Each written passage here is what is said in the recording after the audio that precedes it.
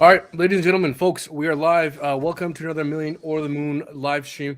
We got some very, very special guests with us today here to discuss pulse chain, but specifically, I think a topic that is, I think, underappreciated within kind of the greater ecosystem, which is the potential for an over-the-counter market, OTC market on the pulse chain ecosystem. So we're here to discuss, the potential implications and how this could be rolled out, and just ideas surrounding kind of an OTC market here. So why don't we begin by kind of maybe briefly describing who we are? I know Funning Jim and KG, I've had you on the channel before. Frosty, I have the benefit of meeting you for the first time here today. So maybe why don't you start off by briefly describing who you are, letting people know who you are, and kind of what got you into crypto, your background. I've been in crypto since 2013. I've been working basically in the mining and infrastructure part to supply nodes and mining hardware. I was an electrician and electrical engineer by trade, so I ended up I was able to install and supply electricity and large warehousing and factories for the mining industry back in the day, and basically been around ever since, basically behind the scenes laying down infrastructure, the stuff that people take for granted and forget. There's a lot of coders, but none of that works without infrastructure. So that's my background. Very awesome. Now, before I move on to the rest of the panel here, I do want to ask you a question, which is, I've heard, I've heard even Richard Hart say that it's better to invest rather than to build out infrastructure. What are your views on that? Do you think it's worthwhile to build out infrastructure, or do you think it's best to just buy the asset itself? Do you have any thoughts on that? Well, I gotta admit, as the average person, yes, the electrical cost, buying the equipment cost, the warehousing cost. If you had to do all of that third party, then it'd be very expensive to roll that out on a large scale. But I had the ability because I own the electrical contracting company, so we were able to supply the stuff at cost. And then I would have my own labor force install that stuff at cost. And then most people don't realize that if you go to an industrial electrical rate, they don't pay based on kilowatt per hour. They pay based on a power factor. So with the mining hardware and a capacitor bank, you can basically get that power factor next to nothing. And this was in Ontario, where the kilowatt per hour is pretty high. Most people don't realize industrial complexes don't pay per kilowatt hour. They pay based on power factor. So if you can regulate the power factor, which is very easy to do with mining equipment, you can get that down to like 3 cents a kilowatt hour or less sometimes in an industrial complex. So we used to also use the mining hardware to offset the inductive capacitive loads of large companies too, large manufacturing, which would offset their power factor per month. So we could equalize the power factor to save money and then supply mining. But for the average person to go and invest in a lot of that stuff is probably not economical, because you'd pay a higher electricity rate and the infrastructure cost would be a lot more. But if you have that ability to do that, then it retired me, so that worked. Nice. Awesome. Good stuff. Funning Jim, want to briefly describe who you are, what's your background? Yeah, I'm really excited about this conversation that we'll have today about OTC. I'm glad that you organized the three of us to talk about it. I hope it engages new people to have these conversations. The way that I think of OTC, as far as like my background, let me just start with the background. I'm going to play the role of the layperson that's coming into the ecosystem of Richard Hart products or new to cryptocurrency, because I met somebody at an event and someone said, have you heard of Richard Hart? Have you heard of Pulse Chain? Do you know about Hex? Somebody's going to say that to an example that I'm going to play today. I haven't dabbled in OTC markets. I don't know a lot about the stock market other than general things. I've bought and sold stock a few times, but not much. I've played the cryptocurrency game, so to speak, since 2017. March was the first time of 17 was the first time I heard the word blockchain. March of 17 might have been the first time I will remember consciously hearing Bitcoin. It might have been said in passing before that, but I'm really only a 5-year person as far as even the terminology. And then like when we talk today, the way I understand OTC markets is because a market engages more sophisticated investors. And more sophisticated to me is someone that's looking for efficiency in their trade. They're looking for the lowest slippage or the lowest transaction cost. And it's appealing to them because they usually are at least so into trading that it matters, or they already have experience in other things like leading a business like Frosty just spoke to. He understands enough about electricity supply and about hardware that, mining for him has done quite well.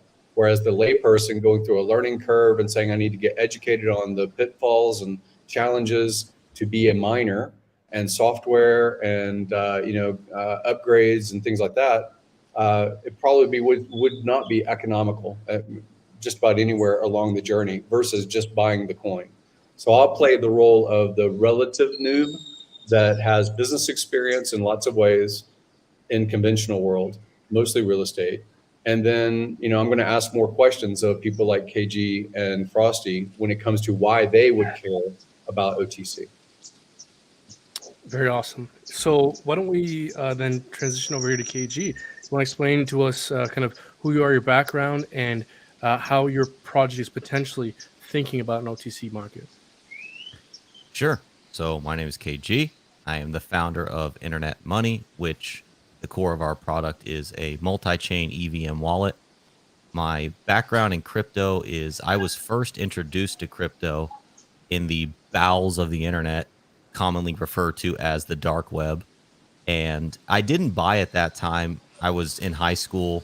Bitcoin was sub $100. I think the first time I saw it was 80 something dollars. And I was like, oh man, well, first of all, it was expensive. Yeah. I was like my money for a whole month.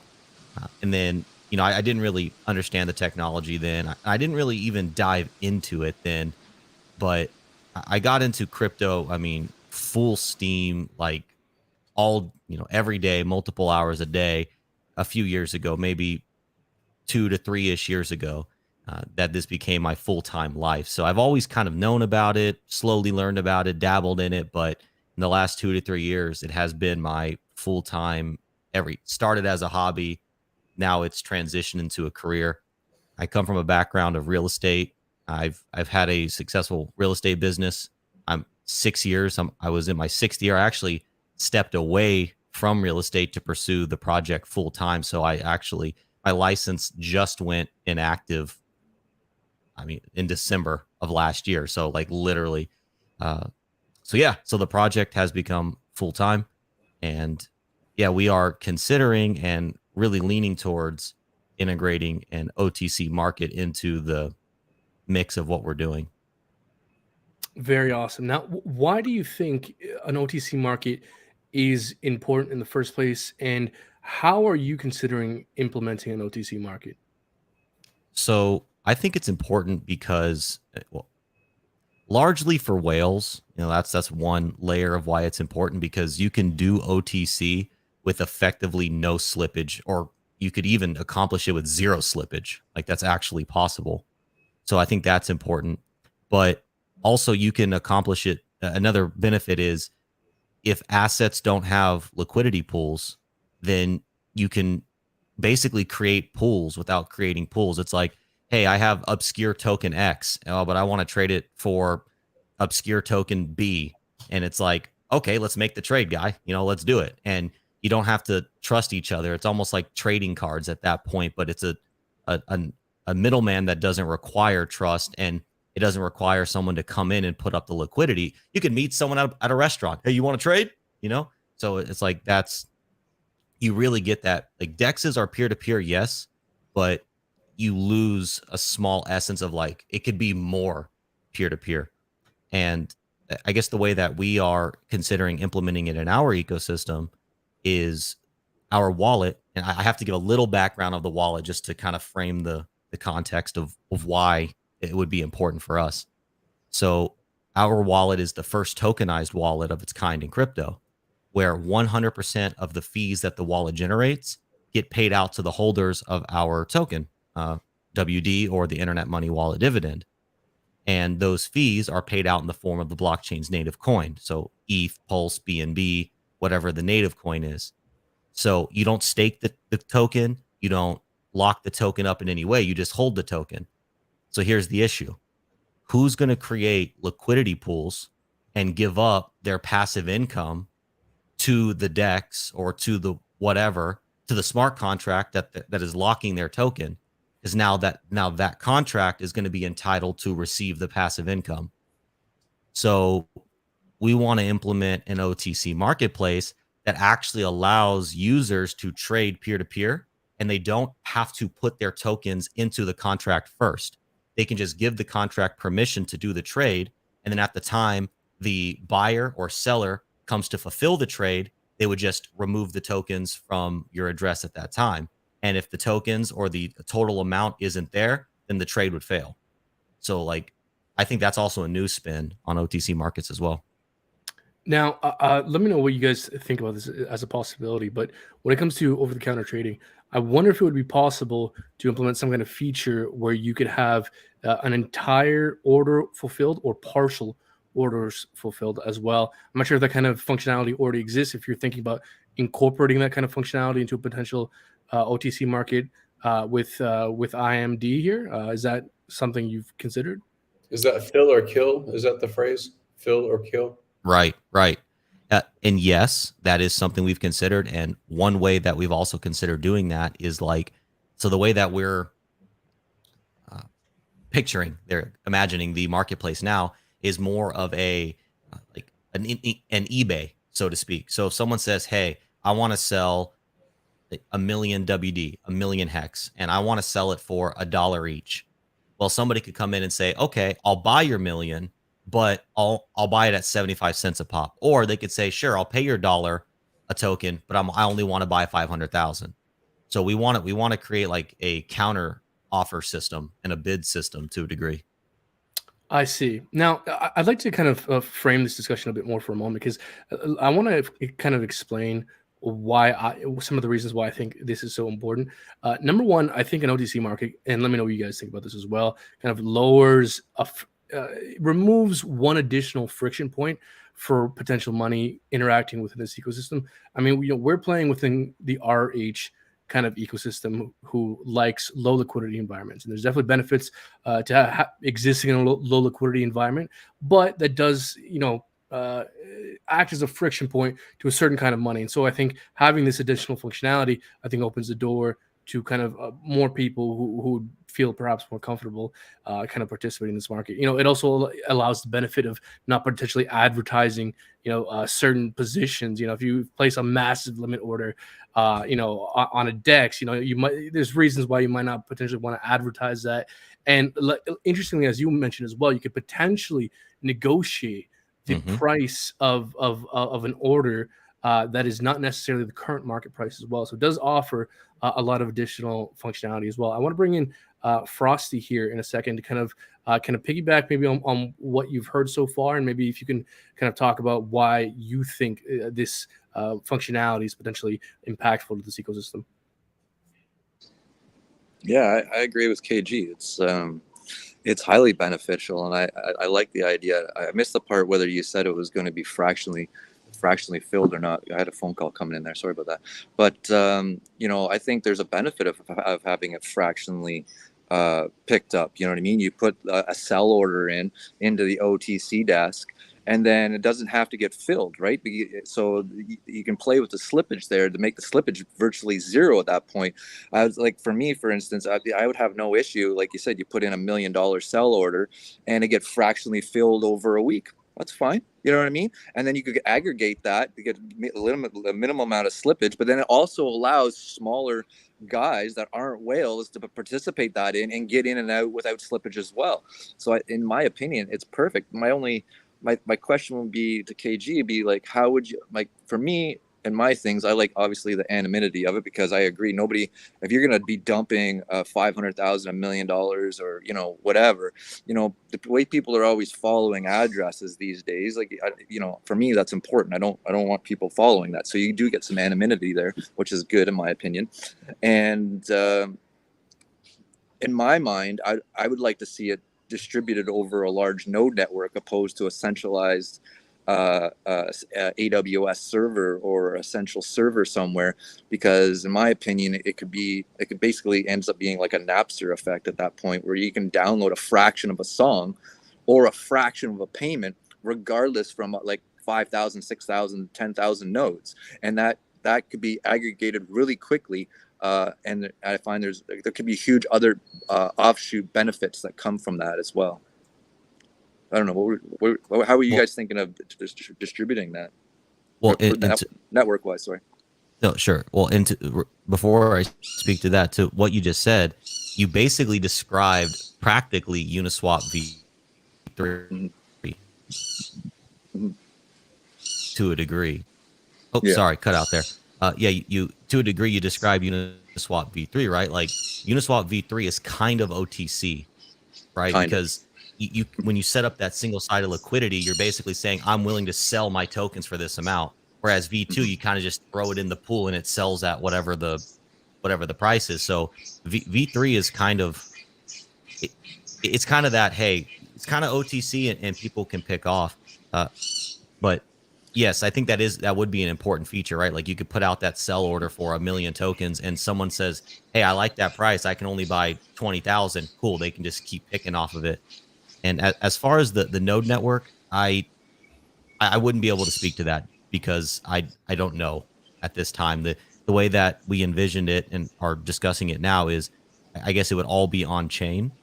And so I'm not even sure if, and I could be, you're the node guy, so you don't let me educate you. You're the node guy, but I wouldn't see that maybe it'd be necessary.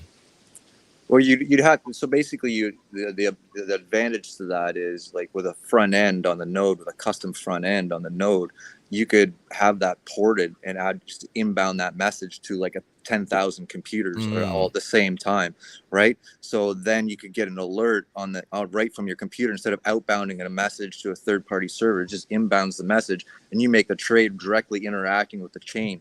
Right, it's literally Napster. Like, we're not reinventing the wheel. It's how Napster originally worked. But whether it's a song, or it's a payment, or it's a television show, or it's whatever, it doesn't really make sense. It doesn't make a difference. The same functionality works. But then you basically single-sided into a smart contract, like you said, and then there is no middleman. Right, the smart contract controls the buy and sell. You agree to a certain amount of tokens, and then you could have a list of other tokens, right? You wouldn't have to directly go to a stable coin. You could go to Bitcoin, you could go to PulseX, you could go to whatever, like you said, you could trade that asset, and you could click the little buttons down below to basically trade whatever that asset for whatever asset you could. And if you were running the node network and you were running a nodes with like running multiple nodes out of the same hardware box, you could be able to essentially to set up the liquidity pools within the same node in the same network, right? Because you could use like a Radeon layer 2, or you could use like a Lightning layer 2, or you know what I mean, and you could basically create those liquidity pools right through them, and it'd be direct traded right directly with the node. I want to pause on that point for a second. So if we can maybe simplify this for the normies, could you explain why it's important? The way this is handled on the back end nodes versus something like Amazon Web Services? Well, it's everything. It's the whole entire ecosystem, no matter what blockchain you're talking about, is required by a node network. And in my opinion, the number one failure that Satoshi made was he incentivized the miners, not the node network. So there was all kinds of incentives to go out there, but miners don't control the network. The nodes control the network. That's the bottom line. Without a node, you don't have a network. So the problem is that since there is incentives to run a node, but only at scale, right? So there's no real incentive for the majority of people to fire up a node and spend the hardware costs on as an individual. But if you can get like 10,000 of them out there, there's absolutely a revenue stream to be developed from a node network. Absolutely, and it can be generated quite a bit of revenue. Most people don't realize that because the node networks govern the fees, right? You open up the node network, you can make the fee to whatever you want, right? You know, that's the reality of it. And so there's tons of money being liquidated out of the ecosystems from nodes. Just people don't really realize it, right? Especially now that we've gone to proof of stake. You know, that's proof of stake networks are making a ridiculous amount of money. I have some comments, and my comments are from a lay person's coming into the economies of cryptocurrency. If I use this eBay analogy and I have a bunch of Star Wars cards, maybe I have 100 of them, and I put a few of them up on eBay. No other listings are there. I'm the first one. I put the price. When a sale happens, other people that look for Star Wars cards are going to see that a price was struck between a buyer and a seller. And they're going to use that history as a reference. And it's going to lock into their brain that was overpriced or that was underpriced. They may have some bias, but they're going to see a price. And then the next sale that happens historically of a card for some other person or from me confirms that bias, confirms and says, oh, look, someone else paid that price or someone else paid a little bit more, right? Because of the narrative that plays out that it's scarce or there's not that many of them or whatever, right? There's all kinds of narratives in our heads about why we put a value on something, especially in this digital token world. So my questions are a couple of them. One is, if you make such a platform as OTC open, where anybody can, at any amount, participate and say, I want to trade 50 tokens, and this guy wants to trade 500,000, right? You don't have any kind of threshold, any kind of resistance, your open capacity, there's no capacity limits, then doesn't that ruin the price ratchet? Because people would just peer-to-peer trade. There's no value other than individuals saying, I will strike a deal, and it can be a partial fill or full, fill or kill. You have to have some kind of mechanism. Otherwise, people won't participate in price speculation. And really, that's all we're here for. Like, there's narratives about it's going to rein in government. There's narratives about it being sound money or store of value. But where does that value come from? It comes from it being stored. And I don't know that OTC that's open for everyone, even though it sounds very elitist to say that. I think there has to be some thresholds. It has to be, you are basically, like KG was saying, you can hold it in your wallet, but is it hold it in your wallet, or is it basically held, not non-custodial, but is it locked in some form? Because then you're removing capital from your other deals. You're taking opportunity cost. You're accepting opportunity cost, because now you no longer have that capital of 500,000 tokens that are waiting for a sale on OTC, right? So can you walk through basically price ratcheting from I've just got $50 to play with crypto to I've got $500,000 that I want to throw around in crypto? Like, talk about the two narratives of people speculating on price about a digital token. Well, see, with OTC, it's a great point that you bring that up. But with OTC, you can still accomplish that because you can collect and aggregate the data over time. So you can say, okay, on average, X amount of tokens of this token sell for X amount of dollars. And then you can create charts from OTCs as well, but you just have to have data like you do for liquidity pools. It would just be derived from different metrics. So it wouldn't be a chart derived from ratios of the liquidity pool. It would be a chart of literal human behavior to a degree. Because if people are striking deals, then it's going to affect the average of the price chart. So you might see wicks going both ways still. If someone sells, like if token A is selling for $1 a token, and then some mega whale comes in and strikes a killer deal and is like, all right, I'll sell them for 50 cents on this chart, you might see a wick still. And just like, it's like, I guess Kelly Blue Book, if that's something in your area with cars, that's like kind of how Kelly Blue Book works. Is it takes area local data and aggregates it to say this is what consumers are paying. But where the OTC gets a little different than like the Star Wars cards or the physical cars is, well, there's no condition difference, right? Like in the Star Wars card, you could have a mint, never circulated card, or you can have one that it was in someone's pocket when they played a baseball game. So like you have those factors to take in, but because these tokens are fungible, they're all the same. So you actually like remove like a human metric from it, I guess. And well, so on eBay, as an example, on eBay, you can buy and sell Fortnite skins, and you can install them.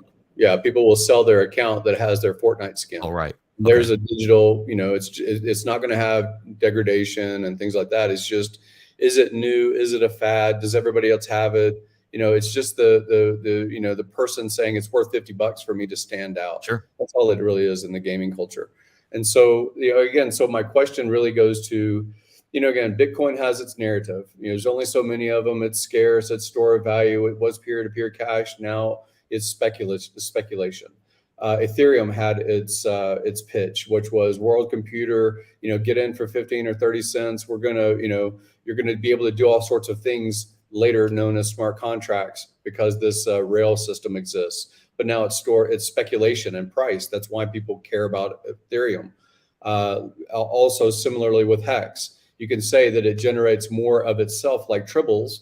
You can stake it and you're going to have more of these things called Hex.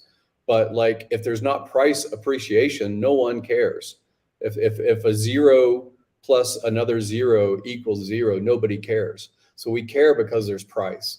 And because there's price is because there are, as individuals, if in this room, we probably all of us own some Hex. And if I made a bid to KG and said, sell it to me for 3 cents, why wouldn't he? Well, he wouldn't, because he sees a price chart elsewhere that says 6 cents. Why would he do it? Right? So you need some reference. And if your reference is oracles, I don't believe in central exchanges are telling the real proof of price. I think that if you go into the market, they might have even bought dips, like Coinbase bought Ethereum or Bitcoin at a certain price, holds it in their own hard wallet, separate from whatever ledger entry you have. And when they choose to, they can sell that inventory. Silver mining companies do it. Gold mining companies do it. So like, I like the oracle of a DEX, and I like the transparency, and I like being able to see that someone else has economic energy and they bought, like the God Whale or something like that. Everyone likes to track the pseudo anonymous titles. And then I do get frustrated, like Frosty said, this is what Johnny did. This is what Hexologist did, like the individual person-to-person identities. I hate that too. Like I love it being transparent or pseudo-anonymous. So like there's a lot that goes into the price speculation. And if it is OTC, I still feel like, there should be some threshold. And the threshold should be, we only have capacity for this many users, or this many vaults, or this many people that can place an order, in a certain window of time. Because then there's like, stand in line, guy, you can't get in the disco club tonight until there's space, right? There's a capacity limit. And that doesn't really apply in digital world, but you could make it so. Like, there's got to be an economic reason. Or you could say, you have to have this amount in order to trade. Like, there's a minimum threshold. This amount of coin or this amount of token, whether it's price or not, at least some kind of measure about what you're putting into the cup that's available to be bought or traded, exotic coin A for exotic coin B. Like, I understand some of the mechanisms of OTC, but there are trading desks in stock that allow only certain people to have a trading desk, and they trade at low slippage and peer-to-peer through their own OTC. So I don't know really how to balance the idea of price go up is the only reason we play with these things versus I want to get the best deal at almost no cost and no slippage. So if I can jump in here, Funny Jim, it seems to me like, are you suggesting that in order for an OTC market to have a healthy impact on this ecosystem, that perhaps some sort of barrier to entry is required? Well, I would think that we love to reference God Whale. We'd love to. It's awesome. God's got $6 billion worth of capital in a wallet, right? It's nice to say he bought into this, he bought into that. He turned $50,000 into $6 billion, or whatever his narrative is, right? Whenever you look at what he speculated on. And then we also like to rail on him and says, oh man, I can't believe he bought this stupid thing. Like, there's something about like the identity. If Elon Musk buys or sells a startup company's stock, don't you think it impacts the price?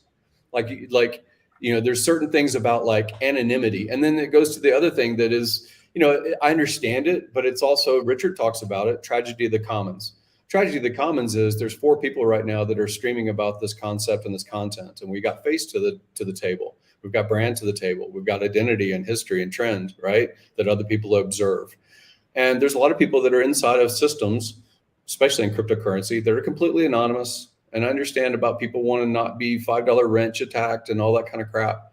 But like, they live on price ratcheting up because we create content, because we are advertising and marketing, right? Maybe they are peer-to-peer in their country clubs or something, but like, you know, that's what I'm saying is there's got to be something even in OTC that says, you know, this address and look at this history. This is what they're doing. They're speculating on internet money. They're speculating on liquid loans. They're speculating on token XYZ. Like, we're using that as leverage in marketing, that, you know, for other people to participate in the product or utility or token or coin. Like, I'm trying to identify the price ratchet and why we are playing in this game at all.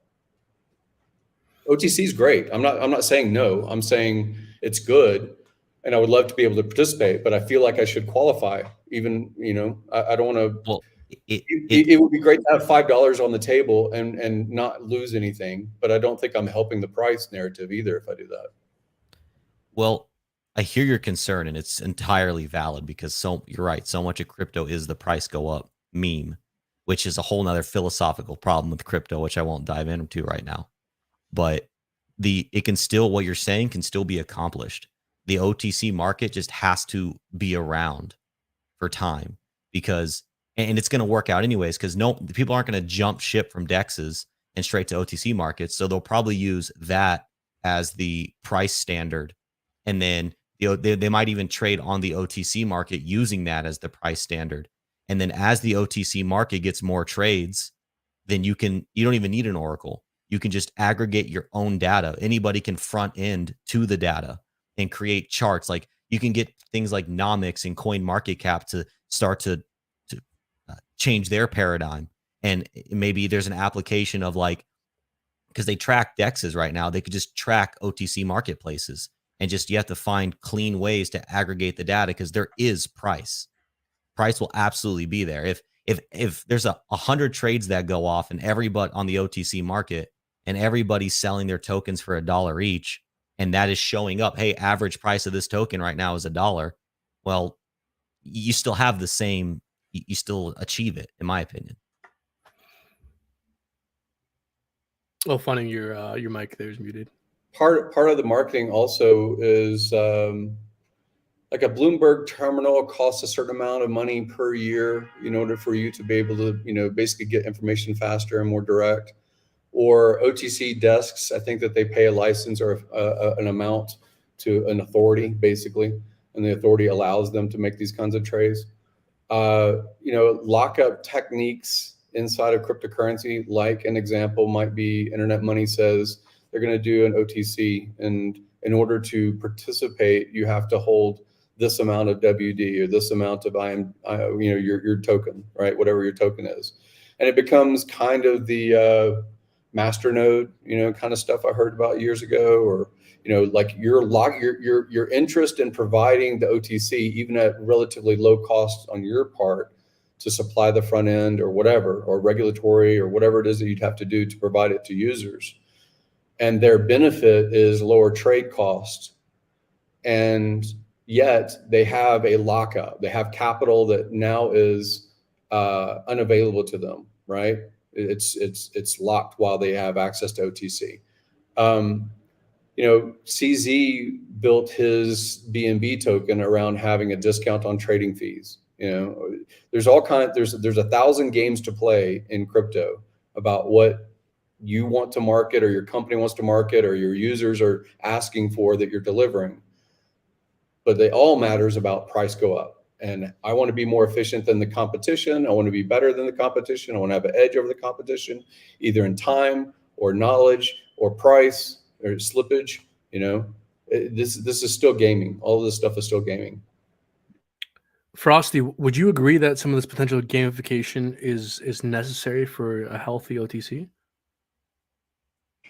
Yeah, excuse me. I know what I'd like to see, but I know how in reality it would work. I'd like to see be able to be decentralized and like through a distributed node network, and then be fractionized. But in reality, that's probably not going to happen. I would structure it pretty much like the way Gary says, because in order to use an average OTC desk now, you have to have a minimum of $100,000 to come to the table, right? So if you don't have $100,000, they won't meet that. So $100,000 and above, and they have a scaling rate that, you know, from 100,000 to 500,000, your rate is this. From 500,000 to a million, this. A million and above, it's this, and it's scaled in, and you basically get a private person to, like, account manager to deal with that, and they deal with all the regulatory red tape with all that stuff. As much as I'd like to say that it would work, in reality, I kind of agree with Gary, and I don't see how you could run an OTC desk without the regulatory framework, because when you start running an OTC desk, you start getting into high volume trades. And as soon as you start dealing with any kind of high volume money, that's when people come knocking. So in reality, more than likely, it would have to be something that gets regulated in my thought process. Like, not that I'm an advocate for that, not that I freaking like that, not that I want to see that. I'd like to live in a utopia where we live in a free world, but the reality of moving a $2 million trade, somebody's going to come knocking at your door from the regulatory part, right? So and that's not really a bad thing either, you know what I mean, that they are somewhat regulated, because it keeps a lot of the there's a little bit more confidence that I know that I'm dealing with somebody that's regulated. They've got the crypto, they've got the dollars, you know what I mean? Because if you're going $1 million, $2 million trade, there's a banking benefit, right? Because when you're doing this stuff, generally, you're going to a cash, right? And with the banking regulatory system, you get $2 million deposited into your account, then the bank starts asking questions. Where did this money come from? You got to play the regulatory game. And as much as I don't like that, that's a reality in which we live. So when it comes and you go and say, okay, this money came from a regulatory company. Here's the documents. It's a bank transfer. It works well. So that's kind of my thought process on that. I'm double-sided on that. So I'd love to see it decentralized. I don't know how we work the regulatory on that. I really don't. One thing to consider would be, if you were to build the front end and you were to strike a deal or partnership with something like Trust Token. I talk about Trust Token often because they're an escrow company. Basically, they're a network of thousands of escrow companies. So if you bought or sold real estate or business or a fancy car, you've probably gone through escrow, such as like Chicago Title or other places in the United States. And that's a very familiar thing to have multi-million-dollar trades, multi-million-dollar trades, because you're selling, high-priced things, and the middleman is the escrow company that's releasing title or permission or licenses for, dollar exchange. So their method is basically they're simply a fiat to ERC20 bridge. That's all they are. They mint an ERC20 one-to-one for every dollar, or UK dollar, or Singapore dollar, or Australian dollar, Hong Kong dollar. Like, they have 5 currencies, and it is only dollar backed. There's no other asset or things like that. Because their SIC code as a business is different than a central exchange, I actually like them a lot better. I deal with banks a lot more. I can move capital from crypto into real estate very easily because I'm bookkeeping it well, and they know the source of money went in and became an ERC20, and then when ERC20s come back out and get burned to release the dollars back to me, then that's fine. Like, I would think that an OTC embedded or integrated with something that already has that MTL transfer licensure and things like that for those countries would work well. Maybe somebody like ZeroX or KG working, along with that side by side would be cool. I think that's a brilliant idea, to be honest with you. And what's your thought process? I want to ask you this, because in my mind, it opens up a whole new world of utility. And what I mean by that is, we run an OTC desk. Like, okay, we're not limited to the assets anymore, right? So let's say somebody wants to do a $200,000, $300,000 trade. Okay, so why couldn't we not have people in the ecosystem be like, okay, I've got 10 properties in freaking El Salvador. We'll trade it for there. I've got Maseratis. I got places in Ecuador. I got this here. You know what I mean? Okay, so now you want Bitcoin, you want Ethereum, you want a car, you want a house, you want this, you want a rental, you want whatever. The whole game theory of that there's a different game theory on that. You know what I mean? Does that make sense? Escrow, and they already deal with that kind of property trade. When people talk about the Bitcoin standard and everything's going to be worked out in the Bitcoin standard, they have to be working on those kinds of rails. That I don't think you're necessarily going to replace the dollar. It's the biggest network in the planet. 70% of all trade happens in dollars on the planet. So I think that something that is basically escrow, you can say, look, this is assessed at fair market value of a $500,000 piece of real estate because it's gotten appraised. Here's what the bank would offer in lending against it in cash. Here's what I'm willing to sell it for. Here's the tax I'm gonna have to pay when it does transfer. And you could go through escrow just like you would for sale for dollars. And you could trade for a PRC 20, you could trade. So like that kind of, working with these entities is better for me than the, Mad Max scenario of we're just going to replace everything and burn down the old systems. I don't think that's works. Unrealistic, unfortunately. Like that's never gonna. Well, it's not gonna happen anytime soon. But I will push back a little bit. I do believe that the narrative has changed over the years in the crypto because it has been pretty stalled out. That we are seeing that shift from a speculative asset to a utility, right? So I think the narrative is shifting away from everything being 100% speculative, because it's taken a while for these things to get the bugs worked out, get functioning, everything else, and at scale. And I think that we've kind of reached that the beginning edge of that scale where the narrative is going. In my opinion, see the narrative change from just being 100% speculative to more real world utility. And I think utility factors and utility ideas are going to be, we've spoken about this before, more advantageous and more business adventurous for VC and everything else like that on the utility side, opposed to just speculating and price go up. Here's an asset, here's just a token, here's an NFT, blah, blah, blah. I think the real world use cases of them are finally starting to come to reality. And some of these narratives that have been preached over the years regarding Bitcoin and Lightning and all this other stuff, when things change, you kind of have to change your worldview at the same time, right? And things are changing because it is being used as a medium of exchange here. It's being used in medium of exchanges in many places around the world. Many governments are adopting it, which is opening up a whole new business venture. Like I literally posted this morning of Bitcoin City being built. So there's a whole new source of revenue streams, businesses, services, everything else that's going to come into utility play. In services play that is going to ratchet up fast, but you also get higher demand at that point. You get higher demand at utility and services than you do at speculation, because there's such a small percentage of the world that speculates on assets. You know what I mean? Like it's a really small percentage. But when you start adding utility, then that when it goes into your price mechanism, then that's going to require more liquidity, more volume, more M2 in order to create price ratcheting, right? I think that's where you really get price move up, is when you start adding utility and services. That's just my opinion.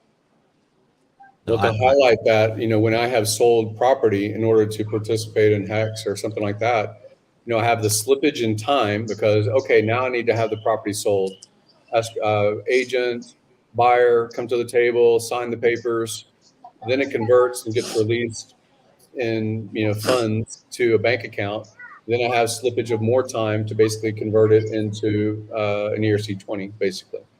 And then I have a cost, an opportunity cost for one, about timing, about when I'm able to convert that capital, that asset into a medium of dollar, and then into a different medium, whether it's Ethereum or whatever, to go into an ERC20 and so forth. So you have a lot of slippage of both time and opportunity cost and value that could be minimized with something along the lines of the escrow trust token, OTC desk. I sold a Corvette, a 1962 Corvette, and because of my timing desire to get that money in to HEX before big payday, it was Blue Book appraised in the high 80s, I think, and then I only had 2 weeks before a big payday, and I had marketed it. And you're always, especially in something that's very specific, like a piece of real estate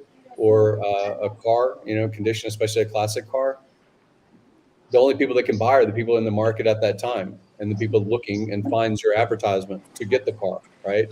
And so I sold basically a fire sale, 44,000, I think. And because the asset I was trying to buy moved so well, that turned out beautifully. But if it hadn't, I just had to eat a lot of slippage, going from one asset class to a different Tons. asset class. Let me ask you this question, Gary. Where is that company LLC located? Is it outside the jurisdiction of the United States? No, it was founded in 2017, Stanford alumni, and I think Stanford is the backer. So they have, and then they created a network of, thousands of different escrow companies across the United States. You can trade, like I said, the different countries will have different liquidity in their form of fiat, like how much ERC20 is out there that's in Singapore dollar or whatever it is that they, their ERC version. But yeah, it's originated by Stanford University in California, and I think that's where their entity is. I used to talk with them pretty often back in 2018, and I stopped talking with them about 19 when I got pissed off about cryptocurrency and mad.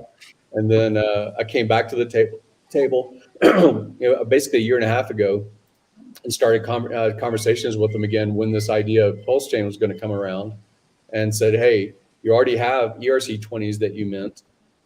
What's the compliance of a fork of Ethereum for a PRC20? And they were open to it. They obviously want to do audit of the code, want to make sure it lives out there in the wild before they're willing to, actually mint something in a PRC20 form. But they've said that they were interested. And that was, again, conversation that's 15 months ago. So I'm just waiting, man. We're all waiting. And Zero Coast has done great with like that same kind of bridge making into different countries with his. So, for me, I want to add another. Let me hear your thoughts on this layer, because just to play devil's advocate, you know what I mean. In the event that we are moving away from the U.S. dollar and becoming, who knows what the new medium of exchange is going to be or unit of accounts going to be, but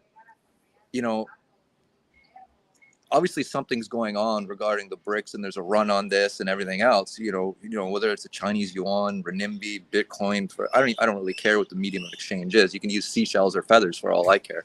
You know what I mean? A medium of exchange is a medium of exchange.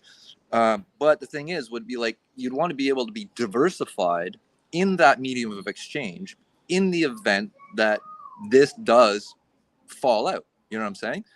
Does that make sense? Because you're running into a high inflation rate, and I think there's an opportunity to be picked up, obviously from a customer's point of view, that you could have a basket of options that you would be able to OTC in too, right?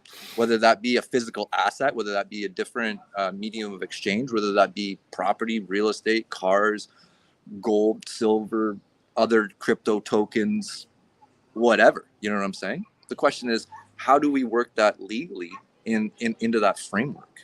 And I've heard different things as far as like when they're trying to battle inflation, since every central bank ratchets up their print to match the other central bank that ratcheted up their own print. So you see things come up like new products of a special drawing rights and things like that they call it baskets of currencies, or some kind of spot price of silver or gold as far as denominated in SDR. So yeah, I mean, these are all just, again, these are social consensus, and it depends on who's agreeing. Exactly. It's totally social consensus. KG, have you given any consideration to widening the scope of potential OTC products available? Well, so Frosty and Funding Jim are bringing up some amazing points, and I love where their head is at. But there is a distinction that needs to be made, and that is there is crypto to crypto OTC and then crypto to fiat OTC. Mm-hmm. And I guess when the OTC that we're working on is crypto to crypto, we would not introduce fiat into our system, at least not at this time, because again, like regulatory would be crazy. exactly, you introduce fiat, it's just like Pandora's it's just a totally box, guys. it's Pandora's Yeah. box, man. It's a totally different game. So yeah, so crypto, so there's that crypto to crypto OTC and then crypto to fiat OTC. And I think the crypto to crypto one is I personally see it as only net positive to have more OTC options for crypto to crypto. See, this is where the regulatory jurisdiction of that node network comes into effect, right? And this is why I tried to bring up where right now the way the US law is basically, in layman's terms, basically kind of says wherever the majority of the nodes rely, like location they lie in, are subject to that jurisdiction. I see. So in my mindset, right, because they're basically regulating the node network, right? They regulate the node network, they regulate like blockchain, right? They could easily just say, okay, 75% of these nodes are located in the US. Okay, you got to follow these rules that we basically shut you down, and they can do that.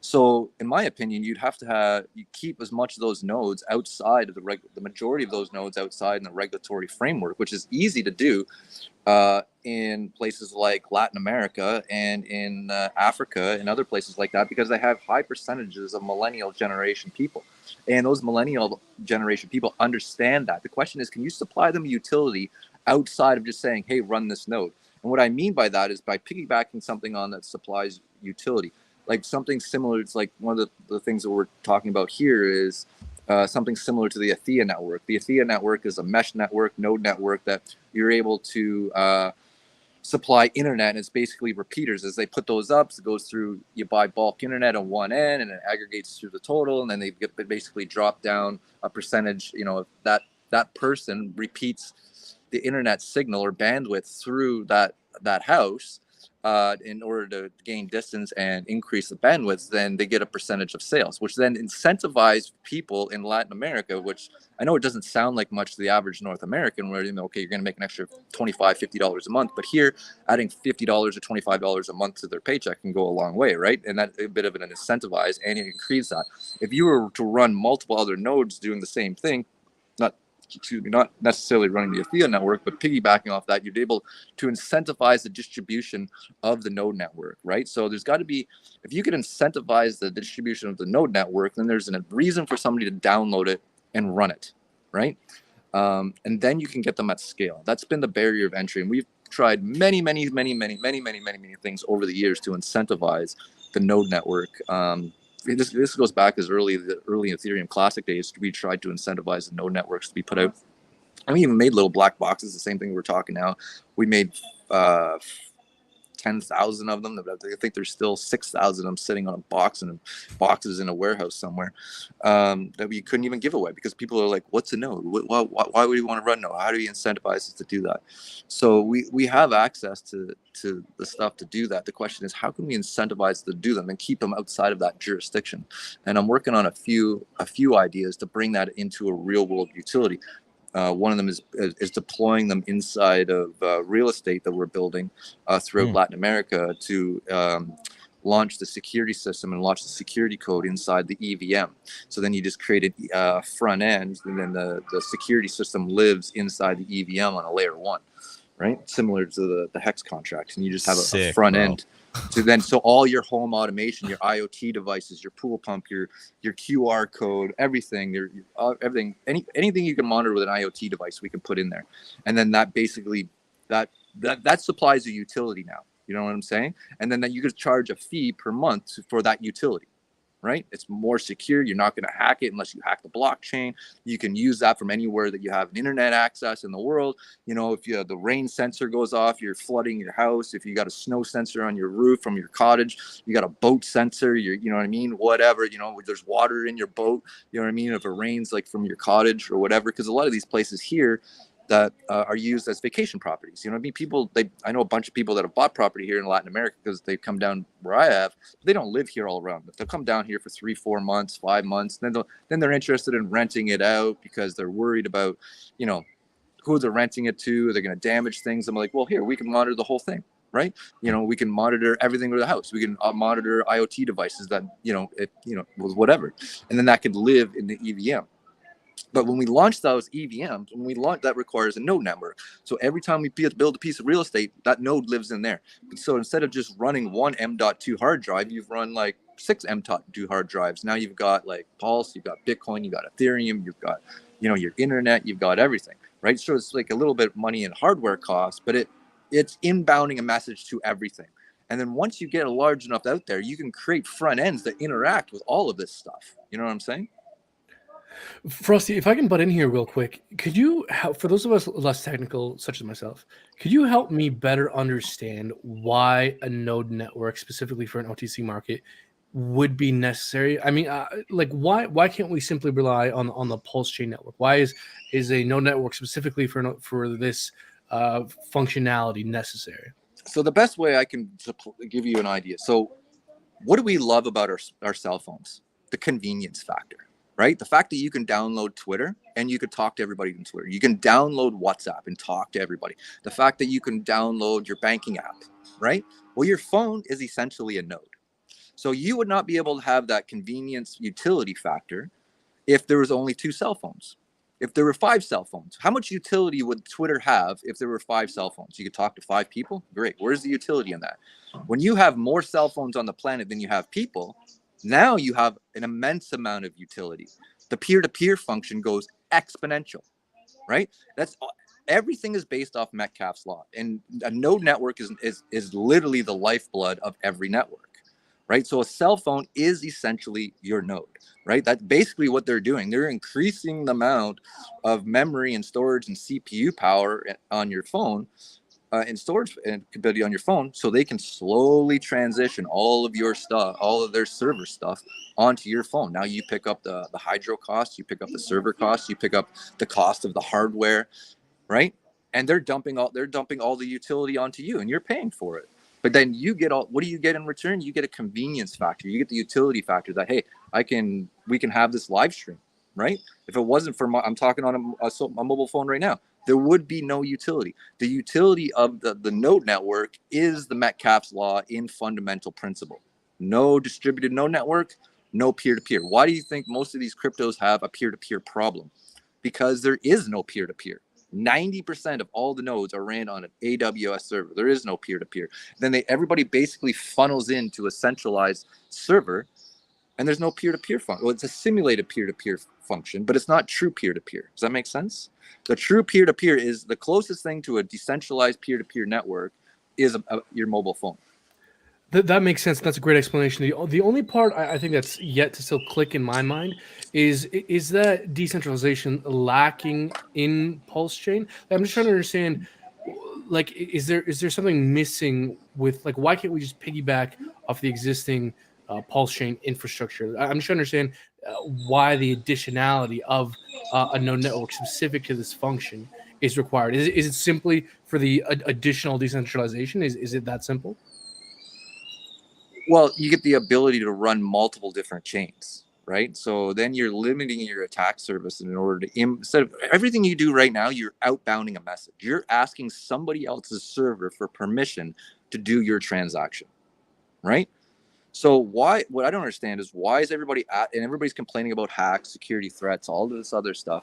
Why is everybody asking somebody else's server when they could just spool it up and put it in their own house? When everybody has the ability to inbound the message directly and communicate with the blockchain. That's the benefit of having the blockchain, is to communicate directly to it, right? 90% of these hacks are people either A, clicking on something, or B, they're getting hacked, because every time you outbound a message for a transaction, they data scrub all of that information, where your IP address is, what your wallet address is, what your history is.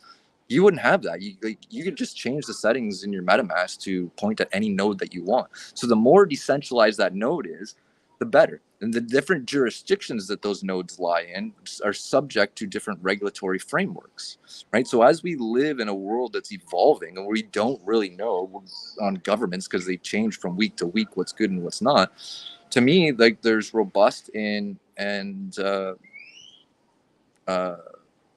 if you get enough assets sitting in crypto, you don't really want one day to be like, oh my God, that all of a sudden this IP address is blocked. And this has happened, where they literally just shut down a country. Okay, in Europe, okay, you live in this jurisdiction, no transactions. So the only way around that is a distributed node network. But for some reason, people don't understand enough about blockchain to understand nodes. I think when they teach blockchain to people that are coming in, they need to understand what blockchain is and how it functions, what an API is, what a full node is, you know what I mean, what a partial node is. And without any of these nodes, there wouldn't be a single, I don't care what blockchain, pick one, Bitcoin, Ethereum, ADA, Pulse Chain, any of them. They all, like Hex still lives, Hex still has a node network. It's just not Hex node network. It lives on the Ethereum node network. They're picking up the hardware and utility costs for that. So every single one, but then there's people say like, okay, well, there's no risk to Hex. Well, you do, because you're running the regulatory risk of whatever happens to Ethereum, whatever. And that's why Richard decided to fork Ethereum, because now Ethereum can just change the code one day and all of a sudden your fees are through the roof. You're subject to the rules and laws and regulation of whatever Ethereum does, right? So there is a third-party counter risk, in my opinion, to that. Sorry.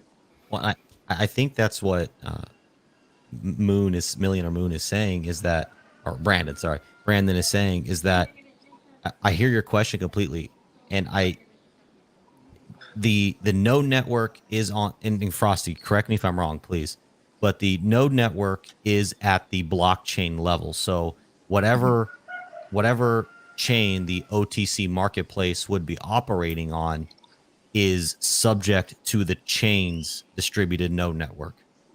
Not you wouldn't spin up a node that only works for the OTC marketplace, right? It's at the chain level. Yes, but you could do both. But what you do is you end up opening up a side chain, right? So instead of living and running all your transactions through the main chain, you'd run a side chain, like a layer 2 Lightning network or a Radeon network, right? So that way you were able to lessen the fees, because let's say you did like a Radeon. So basically you probably do something like a Radeon network for the Ethereum, because it's a fork of Ethereum. Now you'd have to check. I'm not a coder, but I'd have to see how to change the code on the Radeon network for the new upgrade. But the Radeon network is basically a layer 2, like a Lightning for Bitcoin, right? So the benefit of that is you supply, let's say the OTC desks, okay, you supply all the liquidity on there, and where does that live? Well, it needs to live on an that layer 2 needs to live on hard drives, on a server space, right? So if the nodes are already distributed, that layer 2 already exists, and the hardware space already exists. So from a launch point of view, from a business point of view, everybody's all like, okay, you got to spool up the server, right? Somebody has to pay the server costs for all this, right? So you got the server costs, you got the hardware costs. If you're going to build your own place, you got your cooling costs, electricity costs, all of this other stuff, and then spool it up. But now you're centralized. But if you had a distributed node network inside the ethos, right, then this already comes into play. It already exists. It's just a matter of spooling it up, and then you have another layer 2, and then that layer 2 you could run whatever it is you want on it, and you could control the fees, and you're not you're not bogging down and filling up block space with the main EVM. Does that make sense? Yeah, thank you, KG, for asking my question for better than I did. Because I don't know if that answered it or not. Sorry. No, I think it's starting to make sense for me. So no, I appreciate those answers for sure. But then you get side benefits, right? Because then let's say, okay, we remove liquidity. Let's say there's $5 million, $10 million that is moving through these OTCs layer 2s. Now that $10 million has got to be removed from the main contract, right? And it permanently lives on that freaking layer 2, on that layer 2. So you're now removing supply from the main blockchain to live on the layer 2 to supply all the ins and outs per day, right? And the larger that becomes, the more supply you remove. So now it's a supply reduction feature in the main contract, right? Because you can't supply that liquidity. So now you're stabilizing the price. And as Gary goes, if you're removing supply, if the buy orders stay consistent and you're removing supply, price goes up. You know what I'm saying? Yeah, no, that makes sense. Guys, I have a bit of a different question here. I don't know, Funny, is there anything you wanted to piggyback on that before I change the topic here? So people can look at, and again, I don't know the developer. I don't know anything about the safety or security of the contract itself. I remember 3 years ago when Hex launched that somebody wanted to get referrals, and the AA was going on at the time, and they built Hex OTC. So I put that link in the private chat. And basically, I just looked at it, and it really didn't get a lot of participation. But again, Hex was brand new years ago. Nobody talked about the OTC that much, but it is built. It's a built page, and it has right now, I think it even has like 11 million hex or something like that in there in something else, which is basically what Tantanomi and Goldkey built later, rebuilt or built in their own version of their perpetuals and all the stuff about benefiting of maxing out the amount staked in a single stake, pool participants basically sharing in that bonus of 10% more or whatever it is for larger. So like some of these ideas have been thought out years ago, and Sure. they either become popular, maybe they're not popular at the beginning because it's not a sophisticated market. It is all hype and it is all cult of personality in the first launch. Vitalik did it, Satoshi did it, Cardano and Hoskinson did it, Dan Larimer did it. Like you're always going to have a community that builds around a person at first. And then later, if those ideas have merit and the society or community, outlasts the founder, then things like these OTC markets can take off, right? Because they actually have value, and they have you've survived, and you have the Lindy effect, basically, of this thing sticking around and holding contract and security and value over time. So like I believe OTCs have value, and I think it can speak to a market participant that maybe wouldn't have looked at this before. I think they are good, especially when Pulse Chain and the DEX and things like that have all these other incentives to participate. My question still always is going to go to, what is the price ratchet? Is it because Dogecoin went up because Elon bought it and he talked about it on Saturday Night Live? Is it that, like the rich guy bought and therefore he must know something I don't? Or is it the listen to the crowd? The stampede is going this direction. I don't want to be left behind. Like it's not a single person. It's thousands of people moving price. So price is all we really care about, honestly. And I just want to enhance our communication skills. My own role inside of our community that I've taken on for myself is help communication, like help us bridge into new pockets of influence or pockets of resource that moves price. That's why we're here.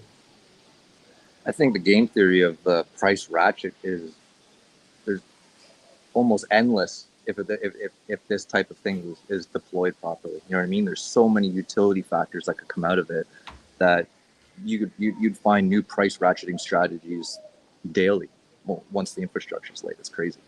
They're virtually endless. You could run anything. You could do anything. That's crazy. Yeah. Now, guys, I have a potentially interesting take on a way an OTC market could be implemented, and I'm very curious to think what you guys think about this specific way of rolling it out. So, in an attempt to kind of mitigate some of the potential pitfalls of an OTC marketplace, what do you guys think about the idea of an OTC market where you can only post sell orders? And the idea behind this is to drive potential sell pressure off the liquidity pairs and to drive potential buy pressure onto the liquidity pairs. Meaning, if you want to participate in the OTC market, you can only essentially fulfill a posted sell order. So if someone wants to sell $1 million worth of hacks, the only way to participate is to essentially fulfill that order. Do you guys are you guys understanding the distinction here I'm trying to draw? I like that. I think that at least on surface first view, that sounds good because, like you said, it removes sell spikes on the other dexes, and it makes sense. Why would you, if you're going to sell, why would you? What would be the benefit to the front end provider to create the system and to maintain the system? Like I still think that if there's a threshold token that has to be held, and then they're deriving value because that's getting traded, like a Uniswap used to, or whatever, other things like other pitches, like hold my token and I'll as a service, I will create this and maintain this front end of protocol. Like, Yeah, but that as a sell only mechanism, I could support that. Sure. And that would fulfill a layer of exclusivity, right? Because in order to create orders, you would physically have to already hold tokens. But funny, Jim, you just brought up a really interesting point as well. So, well, great. I like what you said, Brandon. That was a good suggestion. And then, funny, Jim, you said holding the tokens, or how is somebody incentivized to provide the service? Well, I can't speak for everybody, but in our system, there would be a fee, right? That would be charged for the service. But rather than the fee getting paid to us, the founders, the fee gets directed towards the token that I described in the beginning that pays passive income for swaps within the wallet, now could receive fees from the OTC marketplace. So we can create more revenue streams for our already existing token. So people wouldn't have to like our token to a degree doesn't care about price. It could be $0, it could be $1 million. It doesn't matter because your passive income is directly tied to your amount, your percentage of the tokens, because it's a fixed supply of 2 billion. So it's basically, if you're watching SEC, this is an analogy, okay? It's basically shares of a company. So holding the token just gets shares of the revenue rather than any sell pressure or inflation or anything like that. So for us, we have a unique scenario in that we hold some of our token, of course. We are incentivized to create revenue streams because we're only making money if the things we're creating are making money. And the same thing with the rest of our holders are only making money if the technology is successful. By the way, is that a Richard Mille you're wearing, KG? Yes. Yeah, from afar, it looks like you're wearing a Richard Mille. Size Hex Toys wristwatch. Oh, no, okay. it's something called a Shark Clip. It's not a $1 million watch. It is a $70 watch. Okay, right on. Okay, just from afar, Thanks. But yeah, no, it's a nice watch. Anyways, Frosty, what do you think about that idea? Where I don't see some OTC market where you can only post sell orders. I like the theory of it, but the practicality, like, I take $1 million, go try to onboard it into Hex. Where are you gonna go? Right. So if you got $1 million cash sitting in your bank, okay, like, I don't think people realize how hard it is to move money around the world, especially now with the banking infrastructure. Like, they give you a hard time over 10K right now, and it's depending on the jurisdiction in which you live, in, like, especially the United States, Canada, that kind of area. Go take $600,000, $800,000 out of the Bank of Canada and try to put it into something. You know what I mean? So it's like, that's where my head is at. You know what I mean? To me, I like to be able to deal with somebody like, okay, here's $800,000. I want to buy this. And to me, this is just me in my opinion anyway. There's a cost benefit analysis there that needs to be done. And that to me is my time, right? To rug around and argue with the bank and get lawyers involved, to move money to here, to justify why I'm doing this. I don't want all that hassle. I really don't. I just want to be able to go here to here, and then I want to make that investment decision, and I don't want to be bogged down with a bunch of bureaucracy. But unfortunately, we live in a world of bureaucracy. So I'm trying, like, the OTC that'd be my thing, but that's not a question for everybody. But that'd be my concern regarding the OTC desk, because that's the benefit to me of an OTC desk, is you can move high volumes of large numbers. Well, and to piggyback on that just a little bit as well, is you just talked about all that bureaucracy, and you're right. Even for $10,000, you have to get manager approval at a bank, and sometimes they won't even give it to you same day. It's like, hey, there's a 48-hour PIN notice or something, and so it's like, just like the gold standard, and this is utopian ideal, probably. I recognize that, but if we've got to have something to strive for, right? Mm-hmm. Just like the US dollar depegged from the gold standard, crypto needs to depeg from the US dollar standard. Like, we literally, for the industry for the experiment to really, really be successful in what it's in what part of it is trying to accomplish, of peer-to-peer digital cash, digital gold, transacting for goods and services, we have to stop referencing what, and I get it. I understand where we're far away from this, but ultimately we have to stop referencing its value in comparison to what it says on the US dollar on the chart. We need to get to some kind of point where it's like, I don't know exactly how it would play out, but it's like, hey, I want to buy your car. All right, I value that at 2 Bitcoin.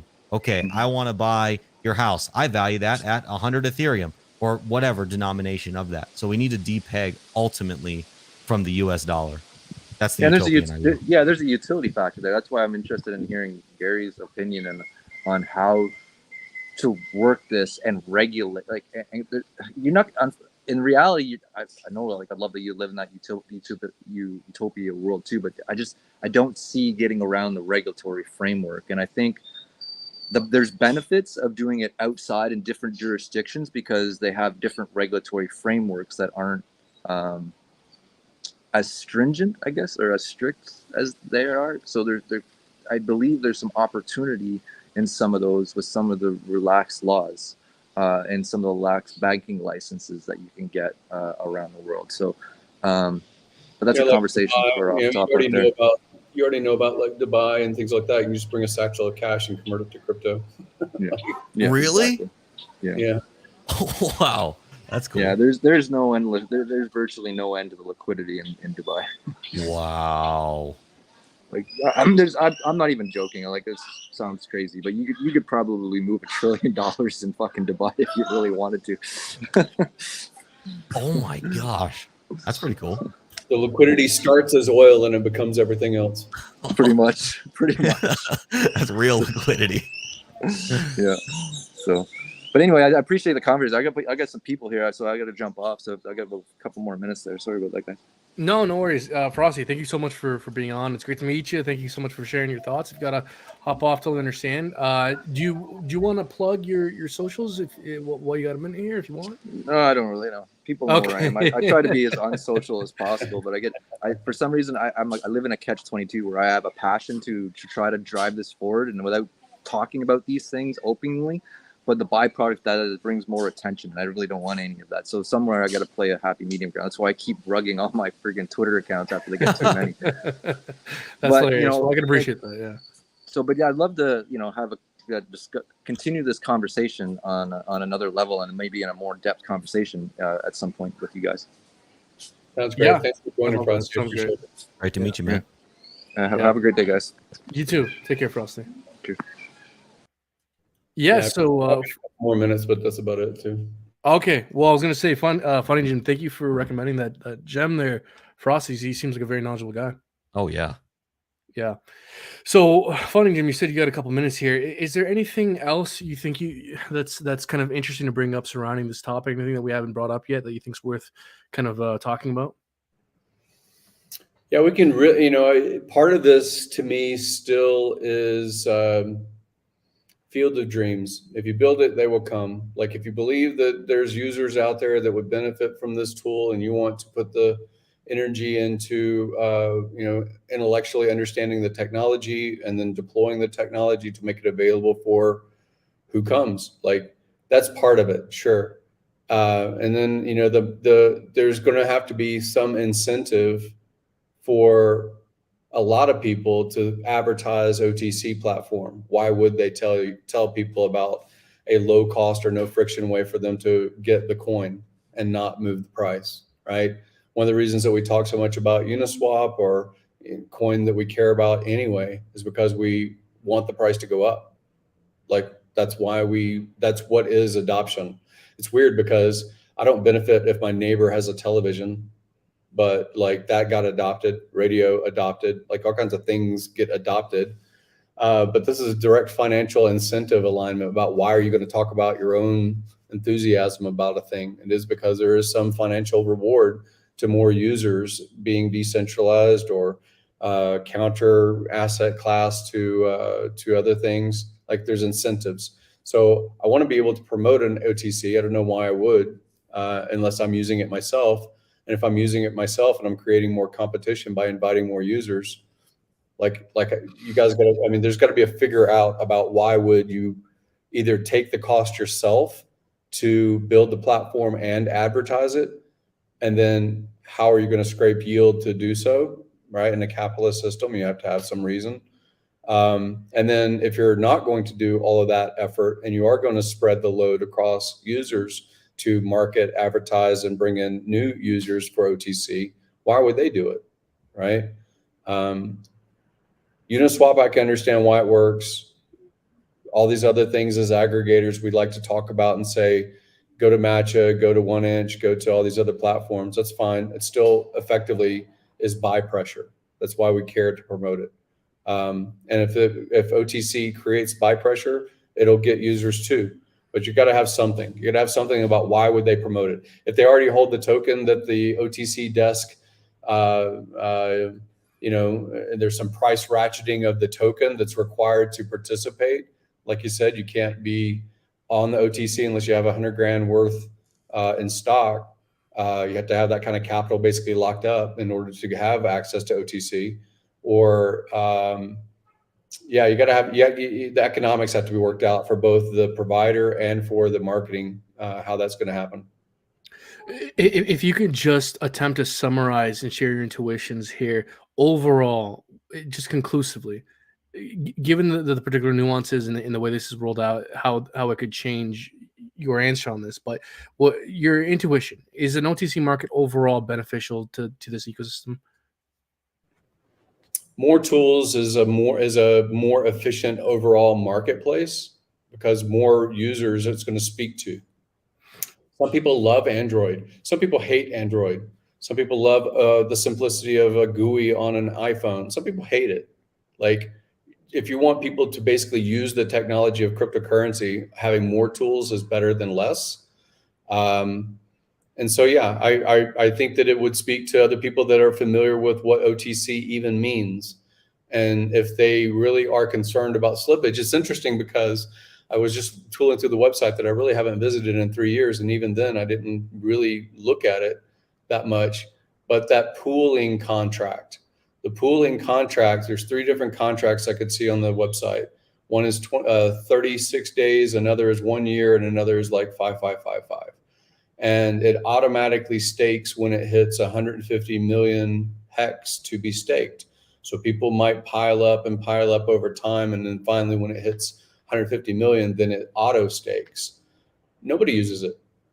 And that's 10% more. Like, your price of, do you care that it's 6 cents or that it's 6.6 cents a hex? For some people, that's a lot of money, 0.6 of a penny difference, especially when you have 150 million hex. Sure, why wouldn't you, right?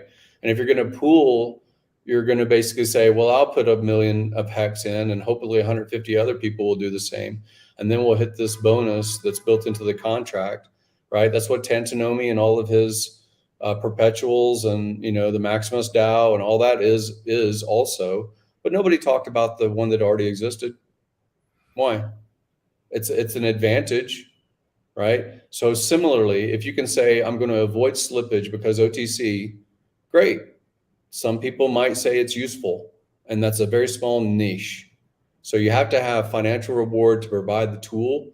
And then also you have to either reach the users, the 1% that care to use OTC, or that will have the capital means to do so.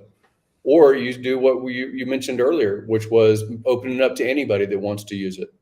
And as far as I can see on that website, there's no minimum amount that you could put into a pool for 10% more when it hits 150 million, and still only 11 million hex are in there. So like, these things are great. They're good for sophisticated markets. They're great when you have high volume. They're great when you can talk to somebody that's 1 in 500 participants that cares to put $500,000 at a time and cares that they're going to slip $10,000, right? Those people will care. But for most of us, $500 or $50, no, nobody cares. We didn't care when it was 25 cent Ethereum gas, but we cared when it was $100 Ethereum gas. Like, there's a tipping point on any of these things.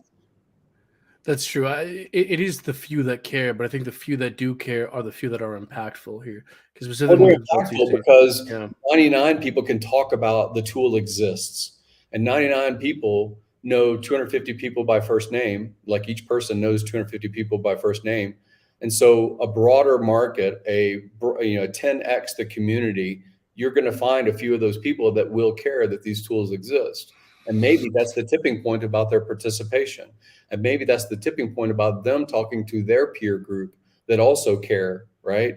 So, it was great when we used to have the Discourse Syndicate and Give Me Liberty. He's talking about golf course, high society, playing for $500 a hole. I am not playing $500 a hole on golf. I'm too fucking cheap in my brain. Like, no, right? But there's certain pockets that's their normal. And so it doesn't, it's great that the tools exist. And yet we are building Pulse Chain because the gas was too expensive to unstake. Like, you're speaking to different market segments that participate in this product, right? Some people don't care, and they say that Ethereum is going to live on no matter what the gas price is. $10,000 Ethereum, $20,000 Ethereum. What do you think that does to your gas price? I don't even want to think about it. Yeah. And I can't tell you how many times that a friend of mine owns a what is it? It's a $1.4 million Lamborghini. It's like got all the super in parts of it. And I can't tell you how many times I've been around him and other people say, how much gas does that burn? Man, that's got to be expensive to burn the gas. And I'm like, yeah, it is. Like, you get 8 miles a gallon, 7 miles a gallon, right? Right. At $5 a gallon in California. So it depends to some people and it doesn't depend to other people. So broad answer. But I think even to the people that it's not directly applicable to, it is in a sense applicable to, because it does affect them in the sense of, well, maybe I don't have whales dumping on my head. Yeah. You get what I'm trying to say here? That even if you aren't a participant, you were still affected by the implications. If the general audience takes up the characteristic and comments on the characteristic, it's marketing and it's helpful and it builds and it's great and I like it. It's awesome. So when we say 10 seconds versus 12 seconds, when we say 1/10,000th the cost of Ethereum, when we say, these are just marketing, however secure it is, or Nakamoto coefficient, these are just marketing tools. And some people are going to hear like Matt from Crypto Heartbeat, right? He saw a 2 a.m. advertisement about Hex on public television. I didn't. Right? It didn't speak to me, right? I didn't see the message. I didn't know it existed. It didn't matter. I didn't get engaged because of that. But he did, right? So it's the same thing with OTC. Some people will say, we've got an OTC desk. Do you? And it's advertising, right? Like, it's just community advertising, right? Yeah. And again, I'm not poo-pooing it. I'm saying as long as people take that tool in the toolkit and then they use it to communicate with new people that are not inside the ecosystem, then great. It's adoption. It broadens the market. It brings new capital. It brings new faces. It brings new voices. It's just another thing in your tool set, basically, to be bold enough to communicate, to be bold enough to advertise. That's all it is. Absolutely. And I also don't want to minimize kind of the real world practical effects that this could have. I mean, having the optionality, come 2025, halfway through 2025, next bull market, if whales have the optionality to not sell on the liquidity pairs, that can have a significant impact on price. And I'm curious, how serious, because this is what I've been thinking about, right? Which is, we're seeing, the benefits of the potential functionality, additional functionality that OTC market offers. But then again, there is that kind of, double-edged sword of potential buy pressure being diverted away from what actually pumps the price, which is the liquidity pairs. But again, the suggestion of a sell where you can only post sell orders, and which kind of drives potential sell pressure to the OTC market, which doesn't impact price potentially. And then, you're potentially driving a buy pressure to the liquidity pairs, which does have a positive impact on price. How seriously do you guys, take that idea? Would that limit the potential pool participants that would participate in OTC market? I want to get you guys' views, especially UKG, who are actually like thinking about potentially implementing this. Is this an idea you're taking seriously? I like the idea and I like the exclusivity aspect, but it's something we probably for ourselves would not implement Okay.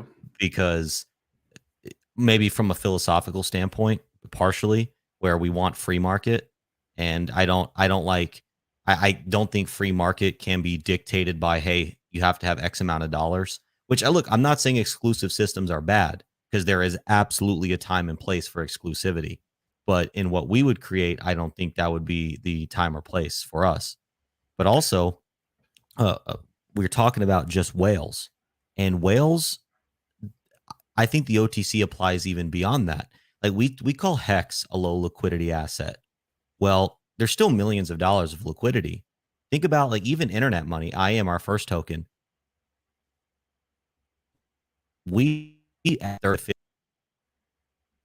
oh sorry, we average about 30 to 50,000 in liquidity. We are a micro market, right? 30 to 50,000.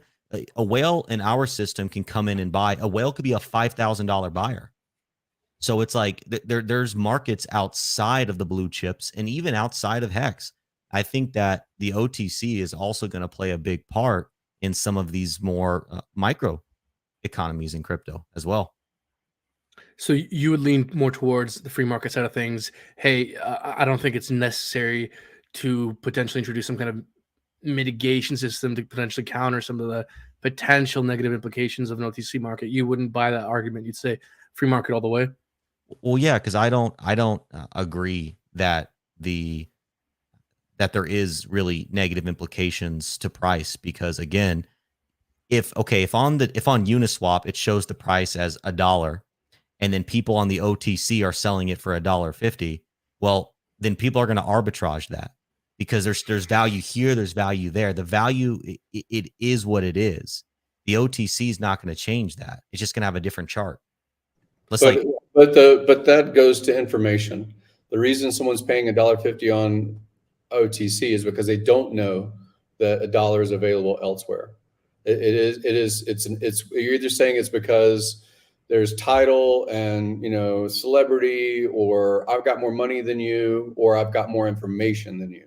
And if I've got more information than you, that's where arbitrage opportunities exist, is because people say, oh, did you know I can buy Bitcoin over here on Coinbase and I can sell it within minutes on Gemini? Like that's just ARB. And that's because people know. And if they know, then they do it manually until they know how to make it automatic. And then they just make bots that create the trade without them. So like everything is based on information, or it's based on social access. Like, you're getting into the nightclub because you're hot and you're good looking and you're wearing a short dress. Like you're getting in for free. And the other guy's getting in because he pays. And the other guy gets in because he's a celebrity. Like these are just the same things we're all doing as human beings. And I'm not saying it's bad, but like, why wouldn't you have a Uniswap v3 instead of you as a user buying, not providing liquidity? Why couldn't you as a user say, well, I just want the cheap Hex on the far left side of the chart. Like I just want that liquidity provider over there because they don't know that the price is way over here. Like some of these things are, again, I like it just because they're talking points and they will engage new people. But I also know that the reason we care about these digital tokens is because price. And the reason that we hold them over time is because they outcompete inflation or cost, or they increase your purchasing power, or they store it over time. Like that's the only reason we care about any of these things. And if we can't communicate that to a broad audience or to a niche audience, then it's bottle caps. Some people care and some people don't. Right. no, I do hear that. I agree that right now in crypto, price is pretty much the only thing that matters, and everything that drives or nukes the price is some narrative or basically a meme around that speculative asset. Do you Narratives know and memes, why people care when China bans something? Why do you think they care? because they Because think it's they say, well, annoying. now the Chinese can't buy. They can't push the price. That's the only reason that we care when something gets banned. Oh, is it because China says no? No, it's because now China says that their buyers can't move my price. That's the only reason we care about any of these things. Makes sense. Right. Yeah, just another narrative. Now, speaking of narratives, there was in large part a narrative of decorrelation with Hex, and to what extent that's true is arguably debatable. Do you guys think there will be a similar narrative with the Pulse chain ecosystem, and do you think that narrative would or would not be valid in regards to the Pulse ecosystem? Decorrelation from what? What do you mean? From Bitcoin, from Ethereum? Are we going to be a correlated ecosystem? Are we going to be a decorrelated ecosystem? Do we know? Does this question matter to you? They're social networks. I mean, there just happen to be social networks that have some Lindy effect or provenance or experience, trend, chart, something to reference. You know, we are pattern-seeking creatures. We look for patterns. And if we echo over and over that Bitcoin is leverage on tech stocks, and tech stocks are leverage on blue chip stocks, and blue chip stocks are leverage on Fed policy. And you know, we can cause correlation just because more people are looking at the same wrong data point. Correlation. Right. Like if we all believe that, you know, full moon means that werewolves come out. Right. They might at that. They might. We all believe it. That's where you have the mayhem, right? Full moon, you know? Yeah. And look, I bring this up because this point's important to me because I believe the consequences of being, you know, wrong about this are you know, they're impactful. They can matter. I do think there's an argument for correlation, and I think it's important to incorporate that into one's understanding of how. Here's an interesting point that just popped in my head. We are kind of anti-fiat because we think that the printing press goes forever and the politicians can't control their decision making about access to free money, right? That's one reason. That's one narrative I hear about cryptocurrency. Okay, so fix it. Say you had a magic wand and you could swipe it, and fiat only has limited amount, and it is a peer-to-peer trade instrument, and it's just a free economy, right? Now what? Do you care about crypto? Like if you fix fiat and it had all the same anonymity, and you could have a stack of it in your basement and all those things that you care about in crypto, but it was fiat, would you care? I think there would be less of a narrative, but still an existing narrative, because you ultimately can't get away from the distinction of rules controlled by software and rules controlled by government entity. And I think no matter how much you fix fiat, you can't escape that. But I think there will be a change in the narrative for sure. Well, I mean, again, so when we have these conversations, I had these conversations with Bitcoin people, especially recently with George Gammon getting a bunch of flack from Bitcoin people. He just hosted a space, and a bunch of Bitcoin maxis were attacking him. And his statement was, Bitcoin's not a panacea. He likes Bitcoin. He likes it as an insurance policy, just like he thinks about gold or silver or some other thing as an insurance policy to the zombie apocalypse of Jubilee. But outside of that, like he still frames his world around a fiat world. That's what's gotten him 50 years along in life, right? So his reference points, right? And their position as cyber hornets was that the Bitcoin standard, and we're all going to do peer-to-peer trade in Bitcoin, and you're going to get paid in Bitcoin, and it may take 100 years to get there, but this is where we're going to go. And that was their whole framework, right?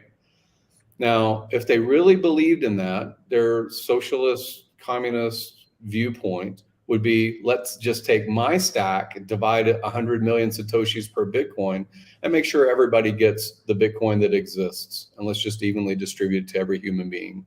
And then they could peer-to-peer trade, and some people will get rich because they'll have more Bitcoin than others. And then, they, you know, like it just will, like this thing that they say before, like if the 1% distributed all of their resources evenly across the planet of participants, that human beings still will decide in a marketplace to give up what they have and undervalue and accept something that they do value. Like they'll still trade. And then 5 or 10 or however many years later, you'll see the same distribution of resources. Like it'll come back to, because it's psychology that drives price more than anything. So all I'm saying is we pitch crypto as a panacea. Bitcoin people pitch Bitcoin as a, you know, maximalist position only because it benefits the individual making the comment. That's the only reason we care. We care because we try to preserve our purchasing power or increase it. We want more access to things and goods and services than we have. That's the only reason we care about any of these things. So if you could fix fiat and say, look, magic wand, it's the Constitution. This is exactly what we're going to go with. And it's going to be digital ledger, and you can use crypto confirmation of what's happening on the central blockchain of a central bank digital currency. And it takes away all of these evils that we don't like being pitched about what a CBDC will do to our future. Like, okay, fix it. Answer. Now it's fixed. Would you care about crypto? No, you wouldn't, because you don't have a stack of that thing. And now you've got to get that thing. You only care because you have the thing now of crypto, or you're creating a thing that will create value, like based on narrative and marketing. That's my view. Like I was a little bit more naive in 2017 and thought that all of this crypto fintech stuff was going to cure the world. But like, so if we're all using as an example Bitcoin, and we're being paid in Bitcoin, and we're paying our taxes in Bitcoin, do you think it actually changes whether we have wars or not?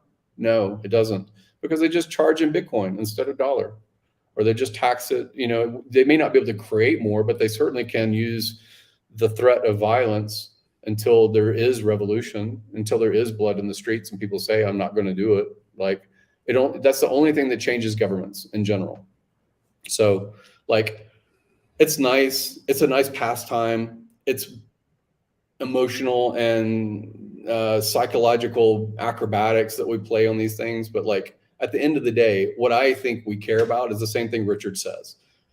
People only care about price. That's all they care about. That's why these things exist. Everything else is just a meme, and it's a marketing tool, and it's useful, and it engages new audiences, and it gives you power to be bold enough to communicate with another human being. It's why I'm going to get shit over this, but like men wearing a power suit or having a power tie, why do you think that they do that? Is it the effect on the audience, or is it the effect on the individual? The individual feels armored. The individual feels dapper. The individual has a expensive wristwatch and expensive shoes, proof of waste, and they get confidence from that. Right? Women wearing lingerie, like it is marketing, but it's often, for a lot of women, it is confidence building. It gives them confidence. Like, that's all these things to me are. I can talk about 10-second blocks. I could talk about the ratio compared to, and the cost and expense of Ethereum. I can talk about the security model. I can talk about yield for staking instead of giving to a central authority. But at the end of the day, if I don't talk to new people, it doesn't have any extra value. I'm not adding to the value of the thing I'm talking about. I suppose so. Like for me, you know, my initial reaction would be to push back a bit and say, you know, crypto does widen the scope of potential financial services that people have access to.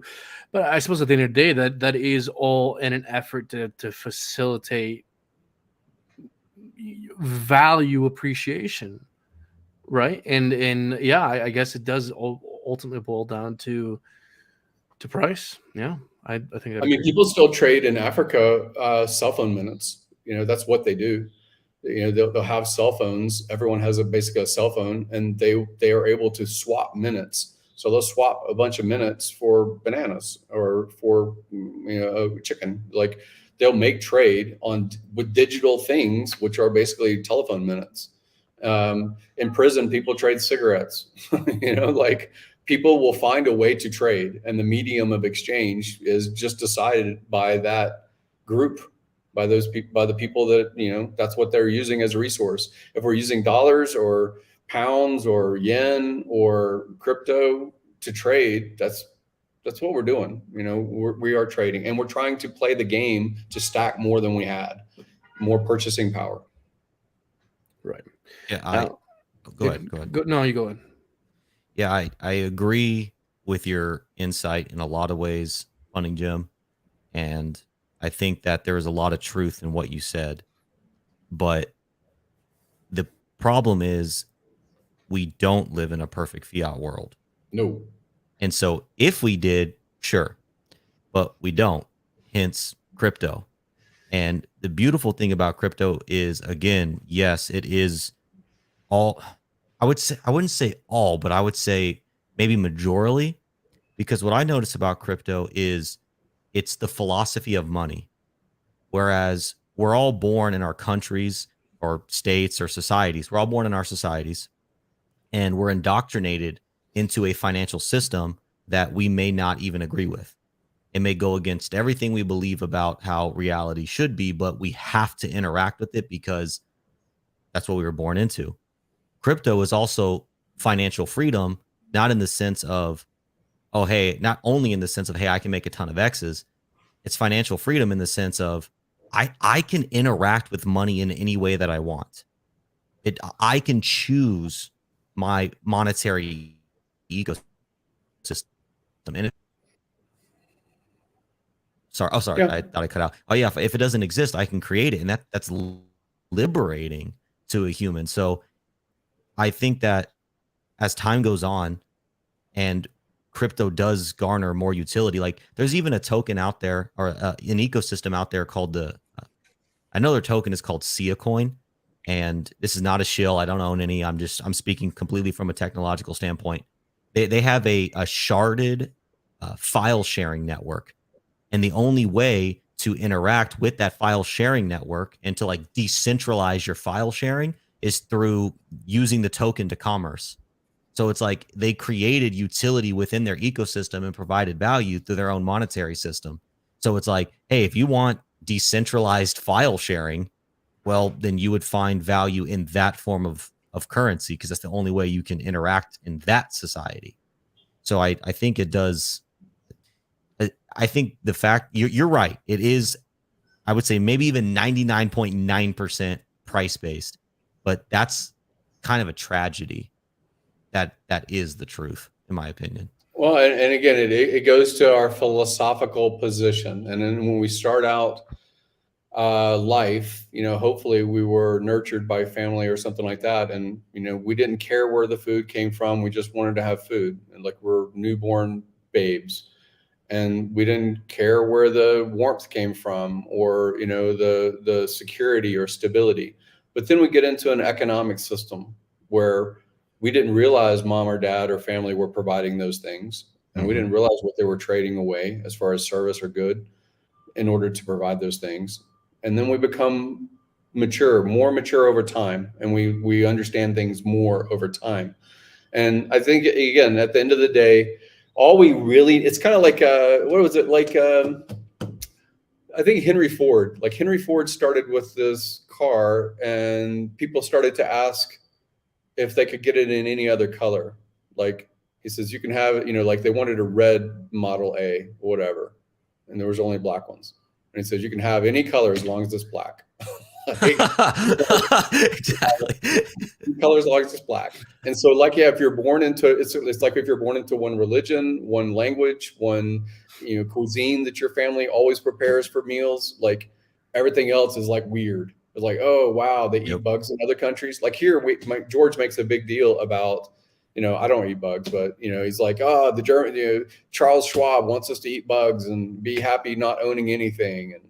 And, for some people, that sounds like utopia. Like there's a lot of people on the planet where not having the concerns of ownership or management and just being provided by, the structure of their society, that's tribal. I mean, that, hunter-gatherers, we did it for millions of years. So I don't know, like these get all philosophical and things like that for me. But like at the end of the day, I market this stuff because I think it gives power and enlightenment, and it gives like opportunity to my friends or people that I communicate with. I'm not making the pitch for them to get into cryptocurrency to lose money. Exactly. There's fewer people that talk during bear markets. Why? Because the market's going down. So when market's going up, it's not just that buyer wants to buy tops. That's not that when they learned about it was when there was tops. And why do you think that is? It's because that's when we talk about it. We don't talk about it when the market's going down. Do we think the bottom of the market's in? Huh? I'm sorry to interrupt you, Funny Jim, but do we think the bottom of the market is in? I got a bottom signal the other day. This guy named Million was making content about social events instead of cryptocurrency. And I saw a highlight reel about that. So yeah, I think that we're at the bottom. That guy capitulated. Speaking of Messin's actually calling me right now. I'll pick up the phone. Hey, Messin, tell everyone you're live, and you are live as well. It's all love. It's all love. You're on live. I don't even think he's real. I've never met him. Hey, what up, people? So yeah, that's why I'm chiming in, man. Anyways, enjoy your day, bro. I don't want to talk to you right now, man. Okay. I'm kind of busy, bro. Okay, well, thanks for calling and letting me know that and interrupting the stream to share It that valuable like insight. Screen on a Peewee doll, you know. Say again. Who's on the live? This guy. I sent you funding Jim and KG. Say hi to them, man. You say hi to them. You're speaking to them right now. Hello, guys. What's up, man? Hello. Hey, bro. All right, man. Just call me when you're done. Okay, all right. I'll call you back. Yeah, so that's my lesser half here at Million of the Moon. That's Messin. That's why you're his boss. I am 100% his boss, and do not let him tell you otherwise. And I still haven't met him. We streamed together like 4 times. I know. I've never met him. Yeah. So Messin, unfortunately, he does the thing that I don't. He has a life behind the scenes, and so that's why he's been somewhat absent from Million of the Moon. But no, we're trying to be more active in the near future here, and we're actually, I don't know if you guys managed to get our update, but we're planning here to kind of broaden the scope of things we talk about on this channel, more social commentary things, cultural things as well. So we'll be, we love crypto, but like the thing is, like me and Messin, like whenever we go to record something, we'll be like, we're going to meet at this time, and then we'll just go off on an hour tangent about whatever, right? And we're like, why don't we just record this? So we'll be doing that as well. Beautiful. Yeah. So that was Messin. So you guys have we'll have more of him in the future. Beautiful. Sure. Yeah. And it's sharpening your tools during bear markets are good. Like if people, I would rather people not just disappear for 3 years and then pop back into the crypto scene. Like I would rather them pivot their content and say, hey, there's really not that much to talk about right now. The market seems to be doing this or the other. I don't really have updates for you, but here we are going to do this other content because it makes you a better speaker. It gives you more confidence. It gives you more relatability. It keeps you in current events. Like even if you start talking about the Kardashians, they'll be like, all right, he's going to be talking to the Kardashian crowd now. Maybe he'll come back to crypto later. And it also broadens the scope of people you can reach. Because the thing is about crypto and in Richard Hart ecosystem, it's an extremely niche, highly technical, highly competitive niche within crypto, and you're essentially fighting the algorithm. I mean, the YouTube algorithm does not like niche financial crypto stuff. Like it doesn't promote it. What it promotes is Andrew Tate, whatever's the UFO, the balloon, the Americans shooting down UFOs over the lakes, that kind of stuff, right? That's what it promotes. And so our thinking is if we can reach a larger audience, and then ever so often be like, hey guys, we're also interested in crypto, we're also interested in finance. It potentially exposes, this the opportunity here to a wider scope of people. So that's kind of our thinking. I agree for sure. Everybody has interests and hobbies and things they resonate with that are not cryptocurrency. And like no matter who you are or what you're talking about, you're going to attract somebody that is interested in that thing. And then, they will, because you're interested in crypto, they will ultimately be led to it. And I mean, just on my channel, something I started doing is just, I've been nervous to talk about these kind of things, but literally just having a philosophical Sunday last week, a few of us talked about AI and the implications on humanity. And we got into consciousness and nature of reality. I was like, all right, we went there. It was great. Yeah. No, I think it's important to branch out because the unfortunate truth is I think we're seasonal workers on a 4-year schedule where people only pay attention 1 year out of every 4 years, which is the unfortunate truth. So, that's our attempt to kind of mitigate that reality. But look, I kind of wanted to kind of bring things back here for a second. I wanted to ask you guys, since I got blocked and I can't see the Richard Hart tweet. I don't know why Richard Hart. He blocked us on Twitter. That's unfortunate, man. Yeah, I'm sorry to hear that. It's funny. I always knew who Richard was. He's a sensitive being. He you know, his whole thing is he wants to promote his ecosystem. I know what I'm buying into, so I wasn't like confused as to like why this could happen, but it's a little unfortunate. But the the point I wanted to bring up is, how are you guys kind of interpreting and viewing the most recent tweet with Richard with Pulse Chain? Are we getting close? Just how are you guys kind of viewing that most recent update? I have opinion about like the things that need to happen before I will care that there may be mainnet, but like it may be different than KG's. Go ahead, KG. Basically, it's coming soon, right? That's the ultimate takeaway. It's nobody really knows, and to provide insight on just project development and management. And this isn't an insult to the devs' intelligence in any way, shape, or form. They're obviously doing incredible things, but maybe even the devs don't know, because when you get into building software projects, and especially crypto ones, like they're so much more ridiculous. Every time you get accomplished one piece, Pandora's box opens up on the next piece. Or even if you think you accomplished one piece, someone is just going to wake up one morning and be like, hey, did we consider this? And you're like, oh, there's an edge case. And now the edge case just extrapolates on itself. So I at this moment in time, my belief is nobody knows. I don't even think the people building it know. I think it's just being worked on. That's about it.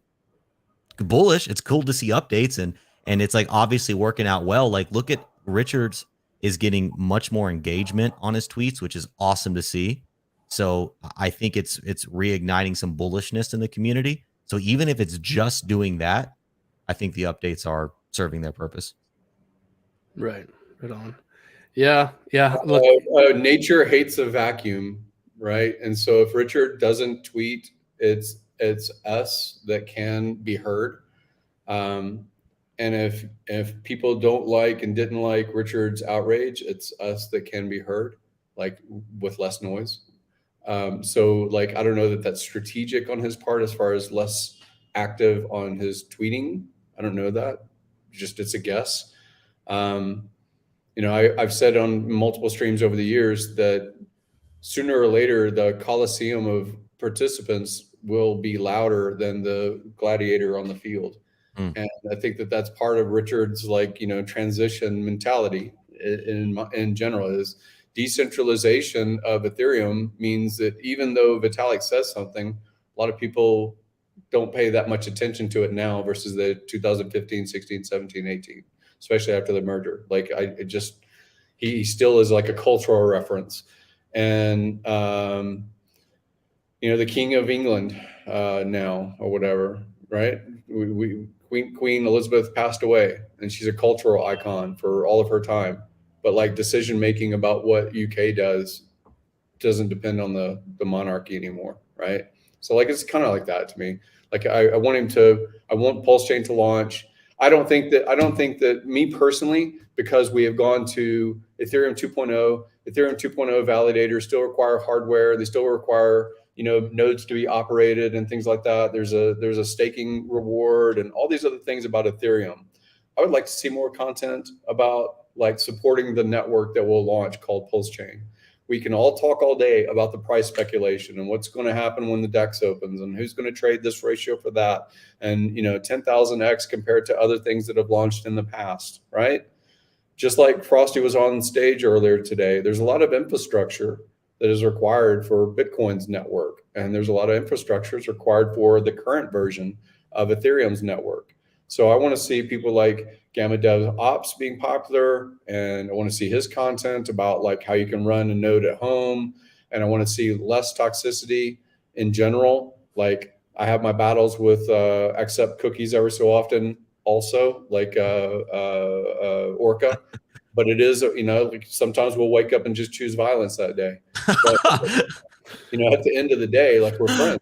And I want his Chia people that understand, servers and hardware and all their stuff to be, relatively aligned, and us not to feel threatened because they're hosting spaces too. Like I think it's better. Like I want Dogecoin people to make money.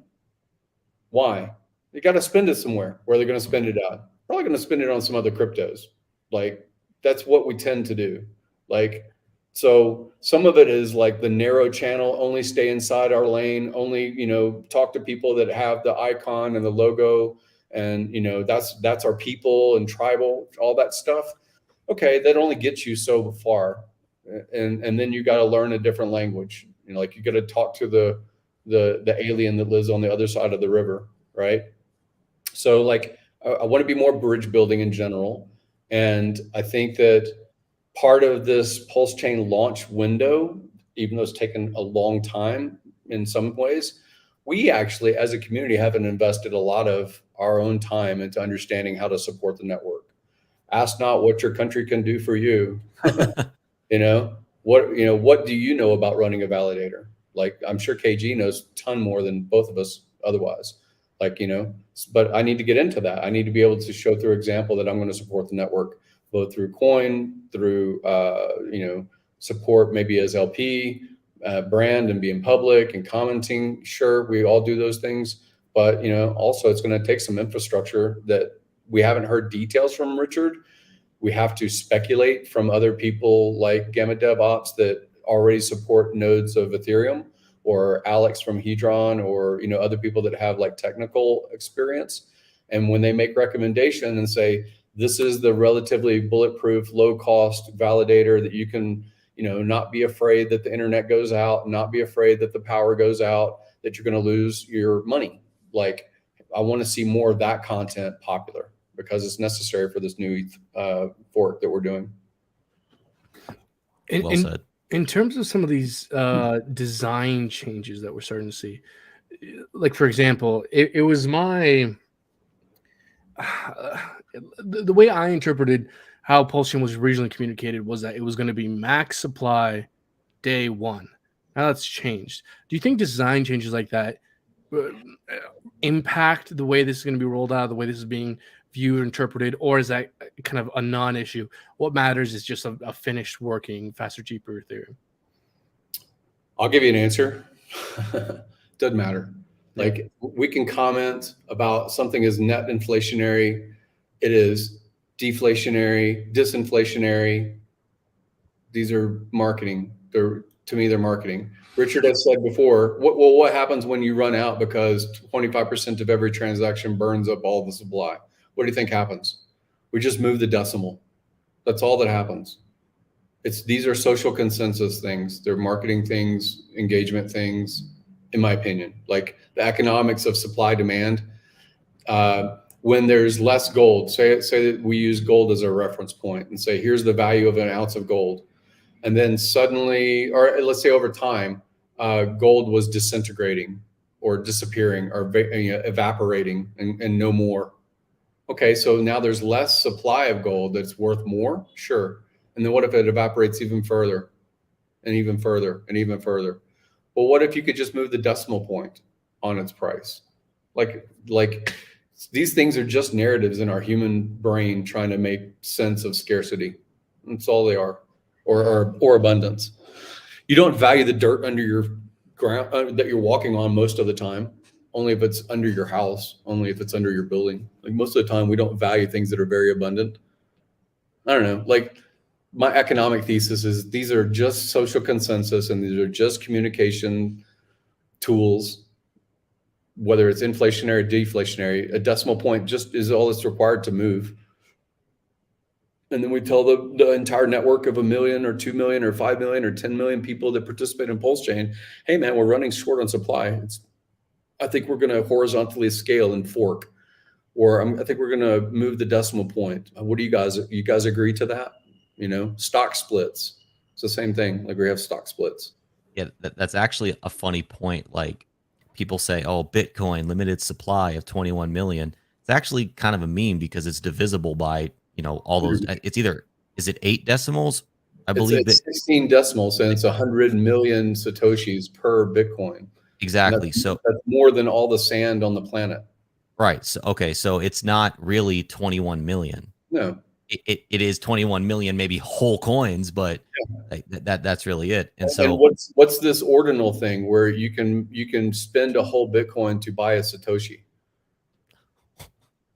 right? I haven't looked into that Look yet, so at I this can't. ordinal. So you can put into the data set of a single Satoshi an image. I think it's a 16-bit image, but you can put an image called an ordinal now, and they're arrayed. They're popular. They're NFT of Bitcoin right now. Eric Wall talks about them and all these other things too, right? But basically, I saw that the high price right now is 2.86 Bitcoin for a Satoshi. That's what you're paying for, and that Satoshi encapsulates an NFT, which is ordinal, as far as my understanding.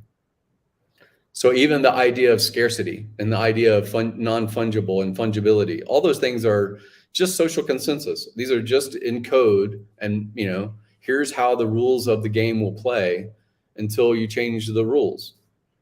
Have you played the official version of Monopoly every time? No, you just make agreement with the other players. Right, you're right.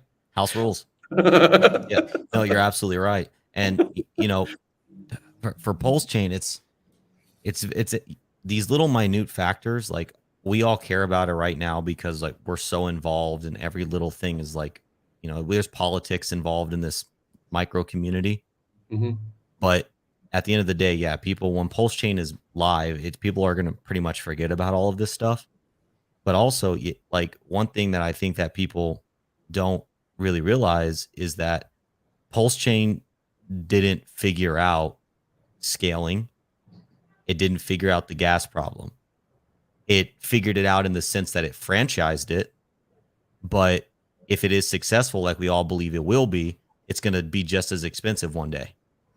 So, like Gary was saying, we're probably going to end up with a Pulse Chain 2.0 one day. Yep. So somebody will fork.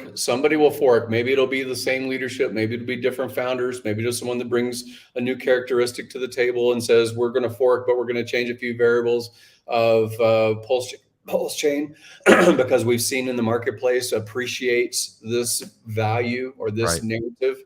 And, this is what seems to have worked over the past, bull bear cycle. Like, there'll be a narrative in the future about why things get forked.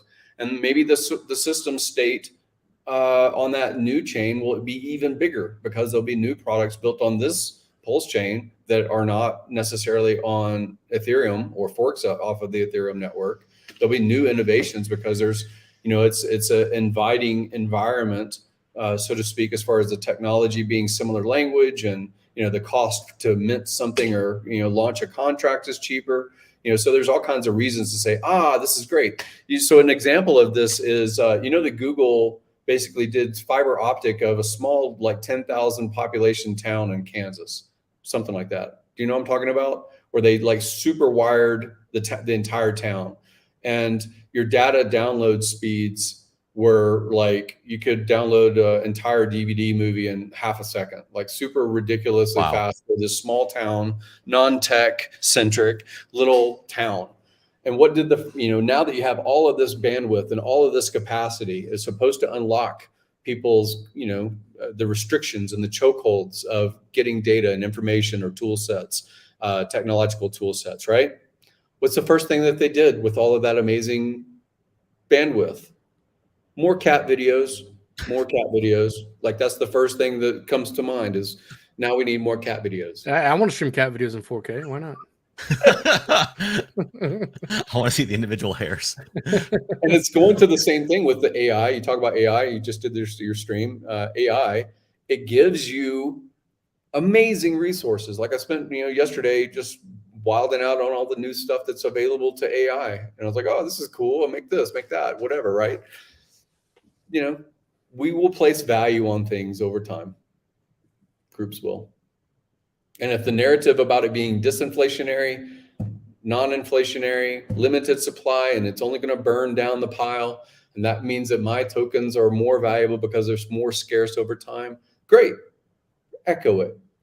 Repost it. Retweet it. Sounds good. I love it. Bitcoin seems to have done well with 21 million times 100 million supply. Like, they've done fine with that. They just leave that part out. We just don't talk about that other part. And actually, I've been trying to get this newer Pulse Chain narrative to stick. I don't know. Maybe people will like it. Maybe people won't. But instead of what we were saying before, maybe we can still say it, but I like the first Ethereum proof of stake fork because it inherently denotes innovation and first mover advantage. It's the first blockchain to fork ETH 2.0, and no other blockchain can say that right now. And I think like that's something that we should maybe start to talk about more as a community. Yeah. And again, I understand when we get out and Richard set the culture, honestly, like, the CEO of any company, and this is a decentralized business, this is a decentralized company. And if you think it, like I made this comment like 2 years ago when we had basically 3 Telegram rooms and they were always managed by people that just volunteered to be an admin or, be able to boot people or inform people or post a link or whatever it was, right? How much were they paid? Well, it was 2 or 3 years of 24 hours a day volunteerism. Nobody got paid that I'm aware of. And if you had a call center of any sort that were answering questions from your user base about your software or about your product, you're running a car company or something, that has an overhead, that has cost. Like people to answer questions. That's one reason why, like Amazon, I don't think they could even respond. You can't find a phone number to call Amazon. You could just get blacklisted and no longer use Amazon. That's all you can really do. So what I'm saying is these things have overheads. They have cost. And that volunteerism was worth a lot. I did the calculation before, like years ago. It was like several $1 million per year, just if you had a $10 an hour wage per hour, for 3 rooms run 24 hours a day, See, I was an admin in all the main chats and a moderator on the subreddits, many hours. Yeah, and then all the voice stuff. Once chat started happening in Telegram. Oh yeah, hours a day. Yeah. But to your point, it's like, yeah, we weren't paid. I mean, I wasn't paid. I can't speak for everybody. I personally wasn't paid, but what there was a passion to it because it was fun. It was fun to be like the one that people, look to for the authority to a degree. Right. But then also it's like, well, hey, if I provide this service for the product I believe in, I'm kind of getting paid in another way. Yeah. Well, and again, so your personality type is when you have a conversation with someone and you bring your points to the table and the way that you frame them, you don't sound aggressive, you sound informational, you sound useful, to engage. I could probably feel, even if I think it might be a dumb question, I still wouldn't feel intimidated to ask you, right? Now, love him or hate him, Richard set a cultural norm for what Hex was in 2019. And that cultural norm over time, the mellowing effect is not necessarily Richard. The mellowing effect is people like you, me, millions, anybody that basically says, I see what he's trying to do, and I agree with some of the philosophies, but let me reframe it in this way. Let me explain it with more nuance and more detail. That is decentralizing the information feed. And I like that. And if the code is developed by 14 developers and there's people that are going to comment about the risk model or about inflation or disinflation, if Richard's in that mode of informing people, then great. But if it's not, then it's still our collective, it's still our community, it's still our culture, right? We it needs to be something that we defend, but we can choose how we defend, right? We can choose our way of communicating with people. Funny, Jim, you brought up a super interesting point that I don't think is necessarily, people don't dwell on this point, I don't think, enough, which is thinking about the culture. There is a culture. There is a RH culture, a Hex culture, and it's a community unlike any other. I think other communities are jealous of kind of the Hex culture, and it's a very stringent culture. If we had to critique the current culture, can we kind of think about some strengths that exist within the community, but also, are there any ways in which you guys think we need to evolve? I mean, I've personally noticed an evolution for sure since the SAC phases have begun. Over time, I think more and more people are becoming more and more open-minded to the fact that other things exist, other technologies exist. Have you noted the culture kind of evolve? Is that evolution necessary, beneficial, and do you think we need to continue to evolve, and do you think we will? Well, Richard would comment, and any business person would like having product that their user base treats as a cult. Would love to have a walled garden, a moat around your product and IP, a zealot following, right? Apple has it, Tesla has it. There's all kinds of things that they like it, but there's the enhancement or feature or challenge that we have financial incentive, right? So we have, if you use Macintosh as a laptop, I might, relate to you because I use a Macintosh as a laptop, and I might be able to say, we can kind of share information or something. But if you talk about something with Windows, I won't know. I don't know anything about terminals and all this stuff that you guys do as line codes and Linux, and it's just not even interesting to me. I'm not going to go through that road myself anymore. And all I'm trying to get at is we need more people involved, and they need to speak with their own voice, and they need to have their own way of communicating and the words that they choose. And some are going to be very engineering, and they're going to get into the details about why the code of Pulse Chain needs to be this way, or why it needs to be decentralized because it's a narrative. Me and even this Nakamoto coefficient, I didn't know what that word meant. I didn't know anything about it whatsoever, but I heard how zealot cookies was about it, right? And oh, I guess it's important. Now it's part of my vocabulary, my tool set that I want, OFAC compliance. I never heard that phrase at all until maybe 8 months ago, right? Defining what is a stable coin, right? There's a legal definition about what a bank is. It's a legal definition about what a trust is. Probably going to have a legal definition about what a stable coin is, right? And so all these things just mean that we as a community, the ones that are here now can develop more and be better. The ones that do will engage bigger and broader audiences, and our community scale will increase. And that probably is going to have a good price effect as far as price go up, right? So these are just, to me, ways to pass the time. I could be farming, I could be, dirt biking across America or something. You can pass your time in all sorts of ways. This is just the way that we choose to. We like to promote these ideas. I like technology. I like cryptocurrency as a thought. I like the philosophy behind some of the marketing about cryptocurrencies. But at the end of the day, I only care because it's money, it's increasing purchasing power, and I'm here for the same reason most people are here. It's a very diplomatic answer. I'll make a comment on that too, because I love this topic. So in the beginning of the RH ecosystem, you had only hex, and because of the gatekeeping, that spawned some animosity, and therefore turned hexicans into angry people largely. Now, the Hexican community that I came into was not really that. I met awesome people that helped me in many ways level up myself as a person and as somebody knowledgeable in the crypto space. Well, there's still, and I think it's the loudest minority of Hexicans are the ones that control the Twitter sphere. And what's unfortunate about that is now in the RH ecosystem, we are a layer 1. And so if we're going to be a maximalist about a layer 1, that's fine.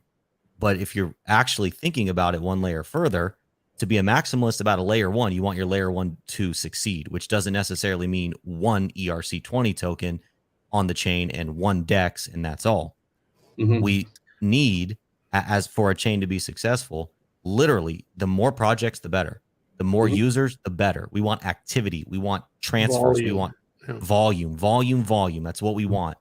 And so when we're out there and we're degrading other communities because, whether it's price chart or founder or blah, blah, blah, and we're just out there degrading other communities, it's actually ridiculous and silly. And it upsets me as an individual because I believe in Pulse Chain. Me and my team are building for Pulse Chain. And I have this loud minority out there hurting my community.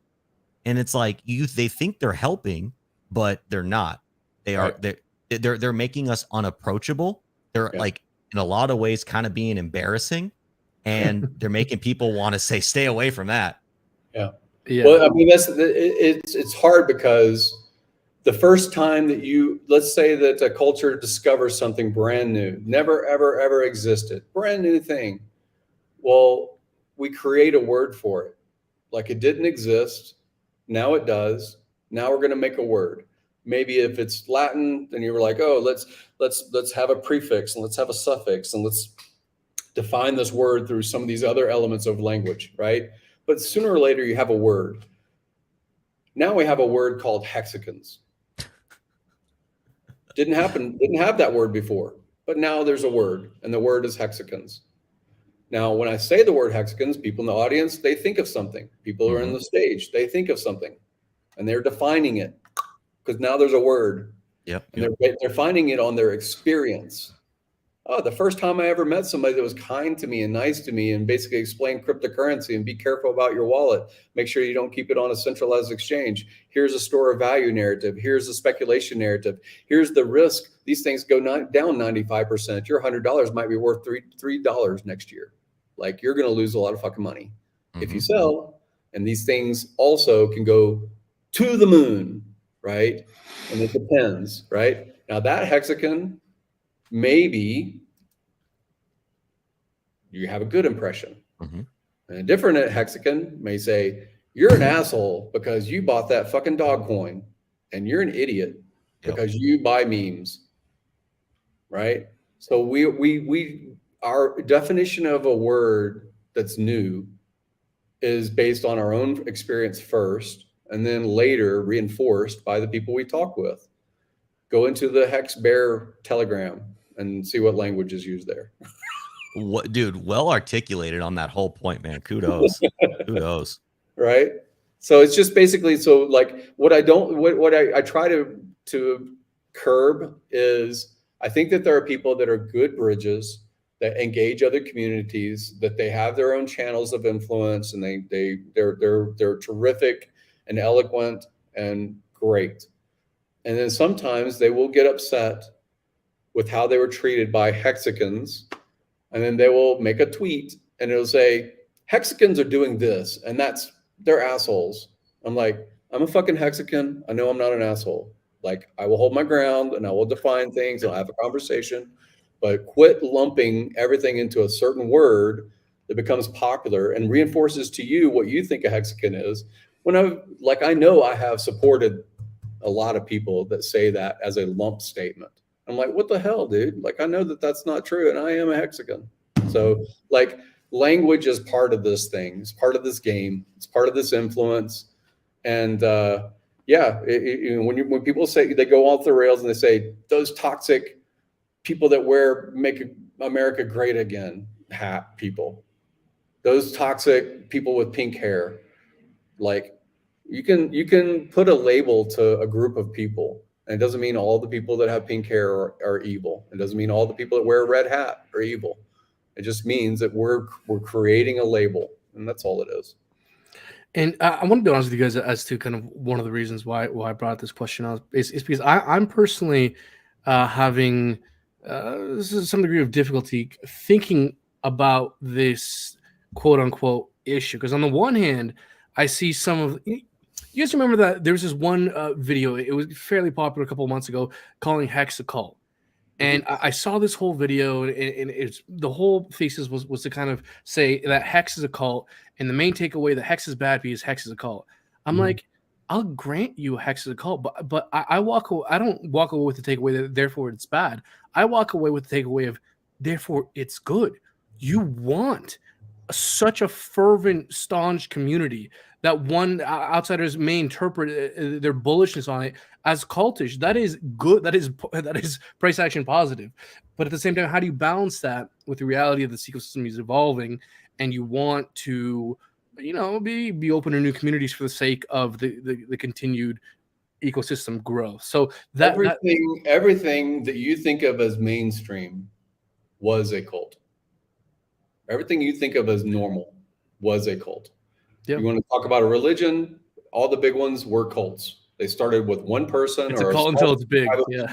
And it became a cult. And then later it had some definition where it became the culture. right? Oh, The wow. cult Nice became connection. the culture. Mm. That's where it comes from, right? And even ideas of hunter-gatherers and, you know, fending for yourself as a barbarian and, you know, all of that stuff and living in a cave. Like sooner or later, people said, I think I'm going to cultivate. I think I'm going to start growing crops right here in my backyard instead of walking miles to find food. Like we cultivate and we that's our nature. We are social creatures and we create these things. And that's not bad. Like we frame it as a bad word, that a cult is a negative term. And maybe it's because there's things where people need to be quote unquote brainwashed or unbrainwashed in order to fit into society again, whatever, right? Capitalism, communism, socialism, whatever they are as isms, they're cults. They're all cults. Just Well, the scale is the only difference. Well, where cult is bad is when the cult doesn't allow you to speak about ideologies that the cult doesn't agree with. Insert Hasidic Judaism. So that's like the distinguishing factor. You want like a cult like following, like the Tesla, like the Mac, whatever. But I talk to Tesla owners that are cultish about it, but we still talk about other cars. I can talk about other cars. I can talk about other computers. I can talk about other things. It's when you start, when you got blocked, bro. You have made so much content about Pulse Chain, Hex, Pulse X, and you got blocked. I mentioned Zen once and I get blocked. That's not okay. That is not okay because it's But like, wait, stop that. okay, You got blocked by Richard. You didn't Yeah. get blocked by me, sure. right? So Yeah. people, that's a blanket statement. I got blocked. I talked You're about right. Zen You're one right. time. You're right. Joker plays the victim the same way. I got blocked. No, you people don't want to engage you because they feel bad at the end of the day. It's not even about the product. It's about like your behavior. Like there's certain things that are just like, I don't want to be around that guy. He's a drama person. Like I like Joker. He's a friend. I think of him as a friend. But like, you know, and I'm just using it as an example in general, but like when we have these blanket statements, I got blocked. Yeah, I got blocked in the past. I got banned off of Telegram. Richard banned me in the past. Richard ignores my messages, but he'll engage on some of them and then won't engage on other ones. Like, what the fuck, dude? I thought we were pros. Like, you know, like I get upset too. We're all human beings. No, and I hear you, and I shouldn't generalize that statement as in like, oh, the Hexakin or Pulsican community ousted you. Yeah. But when the leader of the movement makes a decision, it has a cult-like following, that the leader sets the narrative. And so when Richard does choose to block people, I love Richard. I shout out Richard if you're listening, love, bro. But to me, I take that as like not okay personally. Why do you think there weren't 13 disciples? What do you mean? One got blocked. Nice. Yeah, and look, Nice. that's the thing. Look, guys, I don't want to make this thing like whole, like, oh, boohoo me, but like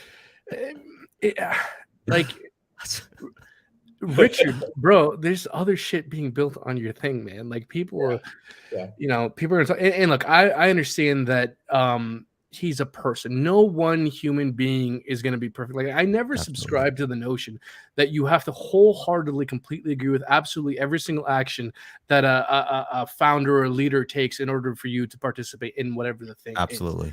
Every single human, you're gonna know, if you look hard enough, you're gonna find something to disagree with something on with everyone. So, you know, it's not the end of the world, but I do think it does speak to.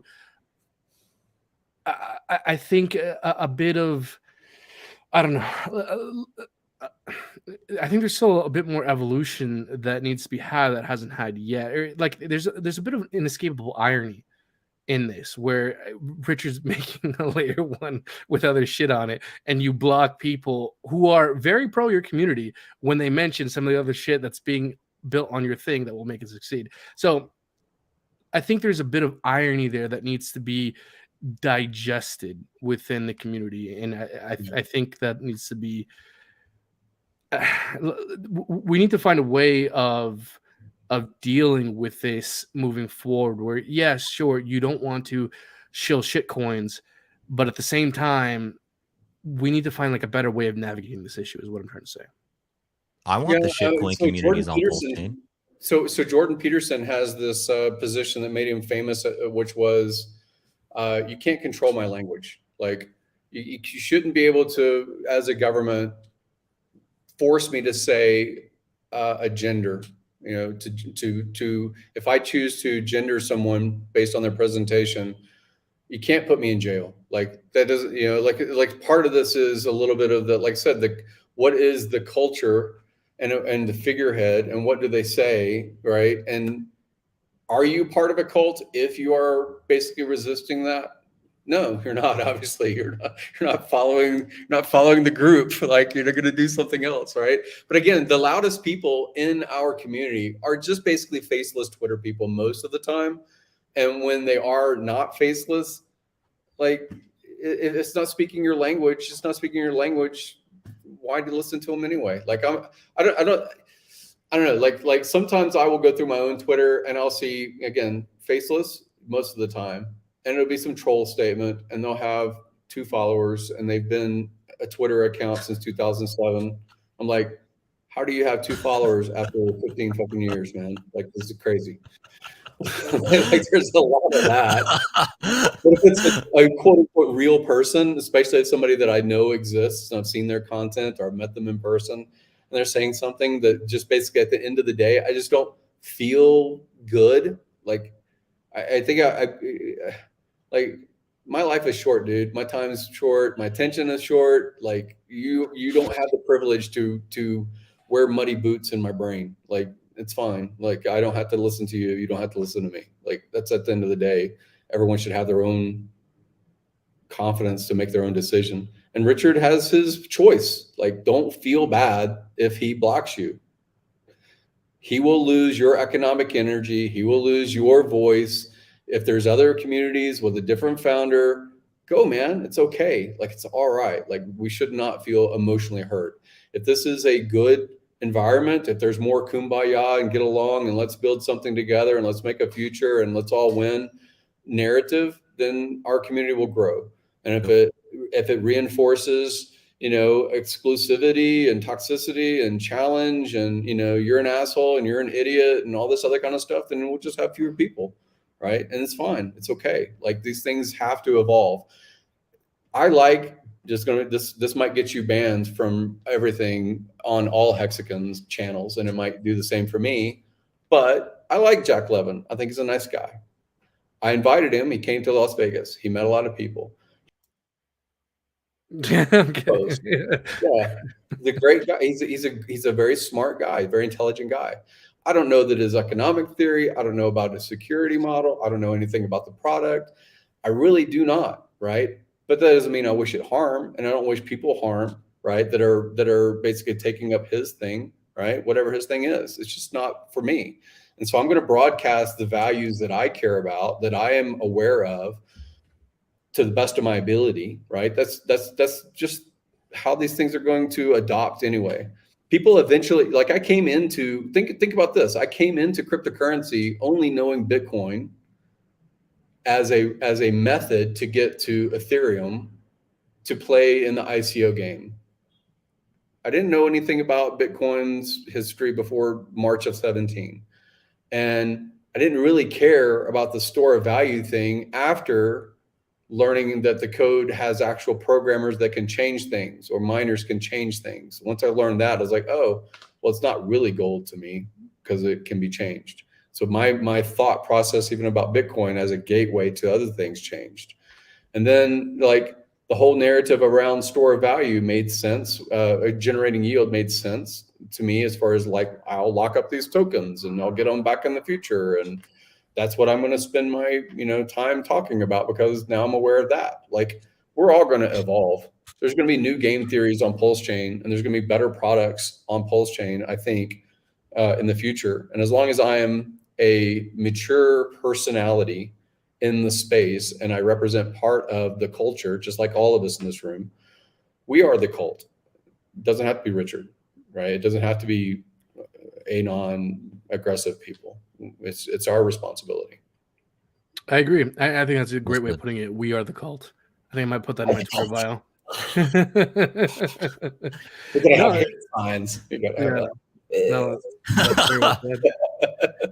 Yeah, man. And look, you know, I'm really looking forward to Pulse Chain. I know this is taking forever, and I frankly think this is a hilarious kind of prediction. Well, make a promise right now that we will not end this stream until Pulse Chain launches. Right now. We're gonna need a couple coffees because that's gonna. It might take. It's funny, guys. Like some of the people, like in my personal life, like they're starting to treat me like like whenever I talk about Pulse Chain, like I'm hung up on some girl that I can't get over or something like that. I'm like, I've been talking about this for what? It's been like what, a year and a half? Like what? Yeah. How long has this been? Okay. Something Almost like two, that. yeah. It's funny because 7,000 people participated. I heard that number. I'm not sure, but I think the 7,000 people participated in Ethereum's ICO. Ethereum as a fundraise versus the first version of Ethereum was an 18-month window. I think it was a year and a half between the first thing you could do something on an empty chain that didn't have anything yet other than here's the rail, here's the road. And then smart contracts could start developing after that, and it had its evolution. So I think 2015 until mid-16 is when the first version of Ethereum launched. Like, these are not unusual things. Now, I still think that Charles Hoskinson takes too fucking long, but like that was 2016, right? I think it's when their ICO happened, right? So like, it is what it is, dude. It is what it is. Yeah. No. Yeah, Go on. Honestly, I think that the biggest problem in all of this is not that Pulse Chain is taking long. It's that the expectation of how long it would take was not accurately set in the beginning. That's true. There's You know, clips, and Richard, if you search, you can find the clips very easily. Oh man, shouldn't take long. 2 weeks. Oh man, like it's already done. Like it's done. It's just done. All we're doing is waiting on this last thing, right? Yeah. Then we egg and challenge, and I got pissed off with Richard also in like direct message not that long ago. And and I was like, man, what is going on? I deserve to know. Like, I want answers. And then it was like, oh, well, BSC has like this big risk inside of it. And he gave like the narrative before it was like public on YouTube or whatever. And I was like, okay, I guess that matters. Why couldn't you tell me that like 3 months ago that you guys were running into this wall? Like, I was upset. Yeah. Sure. I wonder how public Richard will be about this Pulse Chain launch. I mean, I guess it won't practically matter, but just for inside baseball, kind of, I wonder how willing he'll be to discuss kind of the internal process of how Pulse Chain developed once it's launched. You guys, I mean, obviously we don't know, but it should be in the museum. It should be a walkthrough. Like you just go through the Pulse Chain journey. Like you lock yourself into a chair. Like you have expectation that you're gonna be a 10-minute ride, and it's really like 6 hours. It's like a Disney ride, like interactive ride. Left turn, right turn, jumble. That would be a hilarious inside joke kind of thing that people would love, actually. Richard, if you're listening, make it happen, brother. Please. Oh my goodness. They're trapped. Yeah. Hey, how long? Here's a question. How long has the Ethereum been staked that can't get unlocked until the next whatever iteration? When did they put their money in? That's been 2 years more. I remember getting questions about that when I first started my channel. That was, it must have been more than 2 years ago, I think, maybe. 2 years ago. And what's their APY? I think Famous said it was like 4 to 8% or something. Something like that. APY, something like that, right? Yeah. Okay. That's another thing we have to deal with on Pulse Chain too. If you stake, you're locked until Ethereum figures it out. Yeah. Well, again, keep in mind, like we have waited and waited and waited, and now it's Ethereum and waited and waited and waited, right? Mm-hmm. How much of the Ethereum, like again, speaking to the maturity of our clique, our group, whatever it is, like maybe I just wasn't listening. Maybe I wasn't, because I wasn't staked in Ethereum and waiting 2 years. I didn't care, right? Maybe that's why I didn't search out every little detail about when is this going to allow me to sell my Ethereum at a price appreciation, like, right? Good so point. we care because we have economic energy in the system, right? Or we care because we have brand behind it, or we care because we have public face and friends ask every 3 months, hey, is that out yet? No. 2 more weeks. No, I hear you. That's a really good point, Gary, that like, yeah, what are the Ethereans that staked on day one, Yeah. day or month 6? How are they feeling? Yeah. You're right. And they're probably paying attention to every little nook and cranny like we are. You're absolutely right. Yeah. So, Yeah, anyway. I bet some of them aren't feeling great. I remember some guys back in the day throwing around some big numbers and saying, and this was 2 years ago, asking, "Oh, when is this going to get unlocked? I need to pay rent." I'm like, bro, Don't stake your rent Because money. they've been EES. They can't do nothing. No. You're And in. this was 2 years ago. People were feeding, so I'm like, by today, oof, buddy. Yeah, feel bad for them. I mean, at least they'll probably get it close to the beginning of a bull. I mean, who knows? But then again, who knows, right? So Yeah. KG, I know you've had some kind of recent updates of what's going on with IMD, potential SAC balances, that kind of thing. Do you want to take a moment to share what's going on with your side of things? Sure. We are about 5-ish weeks away from transitioning from beta version 1 to beta version 2, which will include all of our tokens on mainnet, as well as a fully security audited wallet. And all the tokens will be security audited, and those will be made available for everybody to view. So we're just really nose to the grindstone right now, trying to keep up with that, that time frame. We like to set time frames and meet them. Sometimes we meet them early, sometimes we meet them a little late, but we strive to meet our deadlines. And we actually have an AMA tomorrow in our Telegram chat at 6 p.m. Central Time, where we're going to deep dive into some really cool stuff that's been going on. So that's just at Internet Money IO on Telegram, or the website's right here on my screen, internetmoney.io. You can get all of our socials from there. Do you So, think you? Can you explain the difference between is it 2 types of tokens or 3 types of tokens? There's 3. Yeah. And I know that, tokens, people don't like tokens, but the first token we launched is IM, or Internet Money. That is actually our deflationary peer-to-peer digital cash. That's the token that we use to try to get adoption for goods and services. Simple contract, no admin keys, immutable, and you can burn it. It's deflationary, has a buy and burn mechanic. But the core, the flagship, the innovation that we've brought is our wallet dividend token. And that is, just by holding it, you earn passive income from swaps that occur within the wallet. A fee is charged on every swap, and that fee is paid in the form of ETH, BNB, Pulse, whatever chain that you're swapping on. And the ETH, BNB, and Pulse is distributed to the holders of the dividend token. And there's no staking, there's no delegating, there's no locking it up. You just hold your dividend token, and you can claim as frequently as you choose, and there's no expiration date. So if you go to prison for 20 years, you go into a coma, whatever, you come out, you're still going to be able to claim your passive income all those years. And so and then the third token is called the future dividend token. And that one is just going to launch on Ethereum.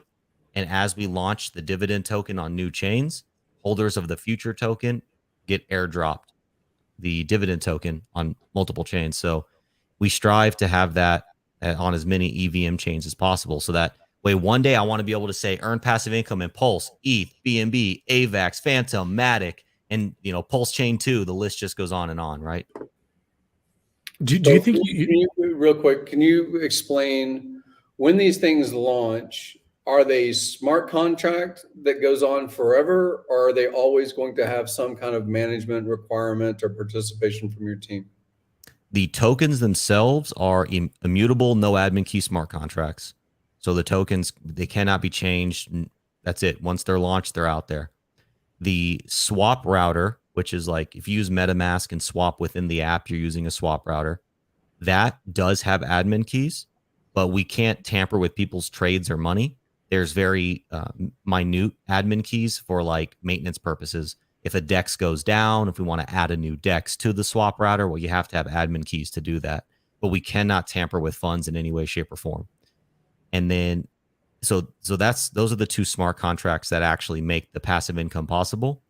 But in order to interact with them, it is the wallet, the actual UI that is the app interacts with those things. And so the cool thing about our dividend token is anybody can build a front end and dump fees into that dividend token.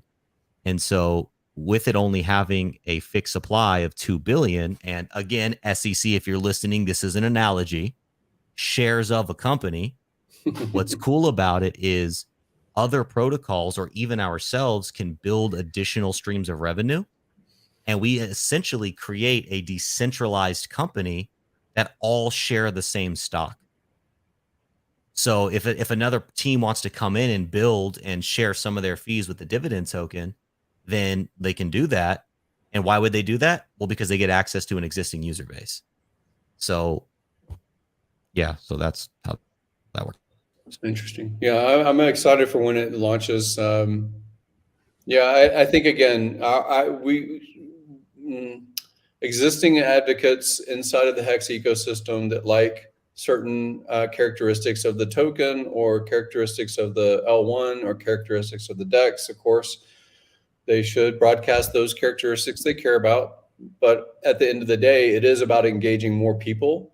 And if those people are already in crypto, they're probably in something that internet wallet, that your internet money wallet will interact with, right? Because you're targeting the blockchains that have users, right? If Doge has its own blockchain, you want to transact with them. If Litecoin is a thing and people hold and trade, and it incentivizes both you to develop the rails of trade through the wallet, or other communities to go across chains without a centralized exchange and with maybe more transparency as far as blockchain records and doing all the sleuthing that we like to do, then I think it's cool. And here's actually a bullish point for Pulse Chain. So our wallet is native to Pulse Chain. So when you download the Internet Money Wallet, the chain you're connected to by default is Pulse Chain. So nice. So everybody says onboard. Okay. Yep. Well, as we're out there engaging with all of these other blockchains and all of their communities and all these projects, if they come into the Internet Money Wallet, they're introduced to Pulse Chain. They cannot escape it. That's awesome. Yeah. Again, advocacy and support. I think again. So I had a stream not long ago with Texan Token with Brandon and Crypto Heartbeat. I like them as personalities. I've known them for a few years now. And, it's interesting that Brandon's channel was talking about all kinds of other cryptos, and then basically it became mostly Hex, if not all Hex, as far as his content. And then now they are launching their DEX, I think, on Ethereum, and the fork of their tokens will come over and things like that, like as a narrative. But they get heat too, like there's all kinds of people that have been supporters of the system, and they came to adopt the system of Hex or the process of Hex, and then they get stress points from anons. Like I want to quell that as much as I can, because at the end of the day, we want communities, and our frame and our presentation is really what grows or shrinks what we stand for, right? So I'm glad that you're building something, whether it's native only to Pulse Chain. I think again, I support it because I'm incentivized to. But outside of that, like I want more builders in this world and productive people in this world than consumers and destructive personalities. Heard that. How dare you? How dare I?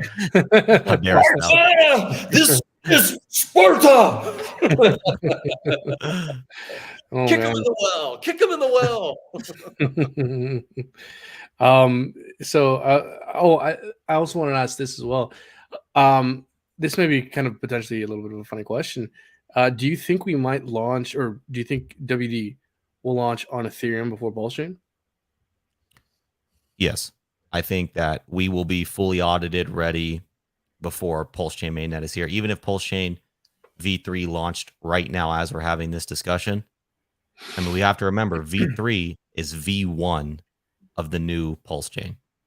So will there be a V4? Will there be a V5? We don't know. How long will we test V3? We don't know. I I could be wrong, and I hope I am. I really do.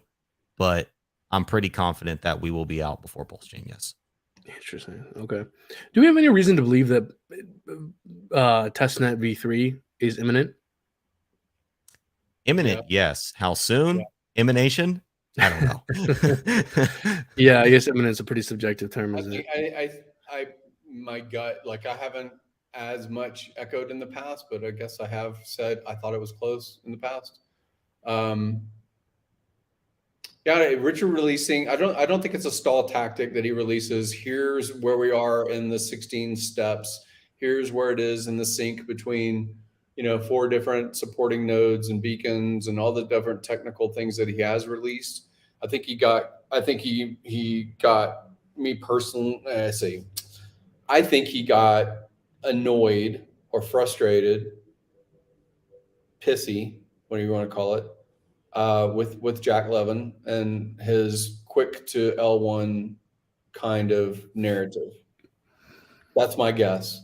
Yeah. And, he doesn't like to lose a debate. He doesn't like to lose on anything that's a measuring stick, so to speak, with another person. He wants to be the God in the room, right? The one that knows it all. And so I think that some of the reasons that my guess, I think we've got more details basically. And I think that the heat is on more than maybe in the past. And I think competition in marketplaces is a good thing because it delivers to the end users better, more secure products, better, whatever it is that you're trying to buy. Like, I don't believe in monopolies. I like that we're in this thing. I like that this has some economic incentives as far as its narrative or pitch, but competition is good. Yeah. Yeah. No, I would ultimately agree. Yeah, I think I tweeted this out, and maybe this is what got me banned. But I remember saying I really hope Jack Levin can use the bully Richard Hart into more Pulse Chain updates. And I don't know if that's the thing that got me banned, but I do hope that continues to somewhat be the case. I think the competition is healthy, and I think it is very real. I think you're exactly right. Richard's the kind of guy that doesn't like being second, and the fact that we have I don't want to say hex clone, but was something that Richards described as a vampire attack, very quickly building a layer 1, I think is frankly kind of hilarious. And if it's lighting a fire under his ass, at least emotionally, I think it's ultimately a good thing and frankly kind of funny. Yeah, I mean, these are all talking points, whether it's on Jack's side to talk about hex or hexagons or Richard, or whether it's hex or hexagons, whether they're strongly affiliated or loosely affiliated, to talk about Zen and Jack's products, right? So they'll highlight their NFT burn thing launch that kind of had a screw up or something, or they'll highlight, ideas which sound interesting. I don't know how they would work out because it's new and I have no idea whatsoever that Zen might be used as gas for their L1. That's what I have heard. And so if you could buy all of your Ethereum, shipping and handling cost only, like if you could do that, that's kind of what the Zen thing I think has been explained. Like, I don't know. And also some of this is just also seems to be, and I'm trying not to be positive or negative. I'm just trying to be very middle. Stop being so diplomatic. We want you to take a strong stance. Like I remember in 2017, every ICO was a coin looking for a use case. Yeah. Every single one of them was, hey, we're going to launch a token so that you can do this, that, or the other. And we're like, well, you don't need it now in legacy. Why would you need it in blockchain? I don't understand. What's the reason, right? So like some of these are just a hammer looking for a nail. Like, where are the nails? How can I find some use case for this digital, bit of code to be hoarded? Right. Yeah. If we can maybe bring things back to maybe perhaps another tangible example of issues surrounding culture. I remember getting a little bit of in trouble on Twitter when bringing up the point of criticizing Zen because the price is down. I frankly think this is a very poor argument because this same argument can be just as easily applied to things you like. And I remember the specific argument being used at Hex whenever there was dips. Oh, look, scam confirmed. We dipped 70% here. And so I wonder what you guys think. Is look, for me, I think it's important to attempt and try and use as an effective argument as possible whenever you try and make your case, and whenever you make an argument that can somewhat easily be just as easily used against you. I just think that's an ineffective way of arguing. So on this point specifically, do you guys buy this argument being ineffective, price down, therefore bad? Because sure, there is a real tangible difference between 96% down and 99.99% down. There is a real difference there. But at the end of the day, when you look at a chart, it just seems like a bad argument to me. What do you guys think about that? Is it a bad argument, or do you think that argument has merit, that the distinction matters and speaks to a failure in game theory? I'll take this one first if you want. So I think that focusing on the price chart, it's valid if you're saying, hey, what's the better monetary investment in terms of what has yielded more people more money? But to use it as a metric of value of a idea in the crypto space, I think is silly. And everybody and every project who has bought tops is wrecked. People are wrecked in Hex. People are wrecked in Ethereum. People are wrecked in Bitcoin. Maybe not as hard, but they are wrecked. If you bought Hex at 55 cents, you are wrecked right now. That's not if you bought IM at the top. I'll talk about my own project. You're hurting, right? Because you bought and you're down on your investment. Now, that was bad though. Only 36% down in a bear market. It's not bad. Let me check real quick. What IM? Yeah, IM's only down 36.5% from its all-time highs. I know. I see this brings me. Okay, let me finish this thought, then I'll get back to that. So look, I'm not. I did mint Zen on the first day just because I was doing a live stream on it, but I haven't bought Zen. I didn't go Zen crazy. I haven't minted on all the chains. I like you, Gary. I like Jack. I think he's a smart dude. I think we've done 2 philosophy streams now together. One time was about psychedelics and stuff. So like he has a cool perspective on life and just he's a cool person in general. And Zen did an interesting experiment in that it didn't require capital outside of gas to get someone into the ecosystem, which made it in most ways a fairer means of distribution for a currency that could be adopted for the world, right? Because you can just make it. Yes, when you're using it for US, when you're pegging it to the US dollar, it doesn't look very good. Now, I do think that there was some oversight in game theory in terms of price, but the community scene, and I haven't deep dove recently, but with the L1, with the NFTs, there seems to be a lot of burning going on, which is making that supply deflationary or disinflationary. And I think they're aiming to make it net deflationary. So if they fix that, and then that price chart starts to go the other way, what's the argument then? So finding merit in, hey, only judging a token or a project by the price, which again, I'll give it to people. Zen has a unique downtrend, but I can't say that that's a valid soul metric. No. Yeah. And to kind of piggyback on this point, like I really do think Hexicans ought to be a little bit sensitive to this point specifically because, look, guys, we're in a market where we've gone through a dozen different SAC phases, removing potential circulating supply of Hex, and there's meme coins that are holding up better. So in that kind of environment, like I really think you ought to be sensitive to price down therefore bad kind of arguments. So again, this kind of speaks to, I think,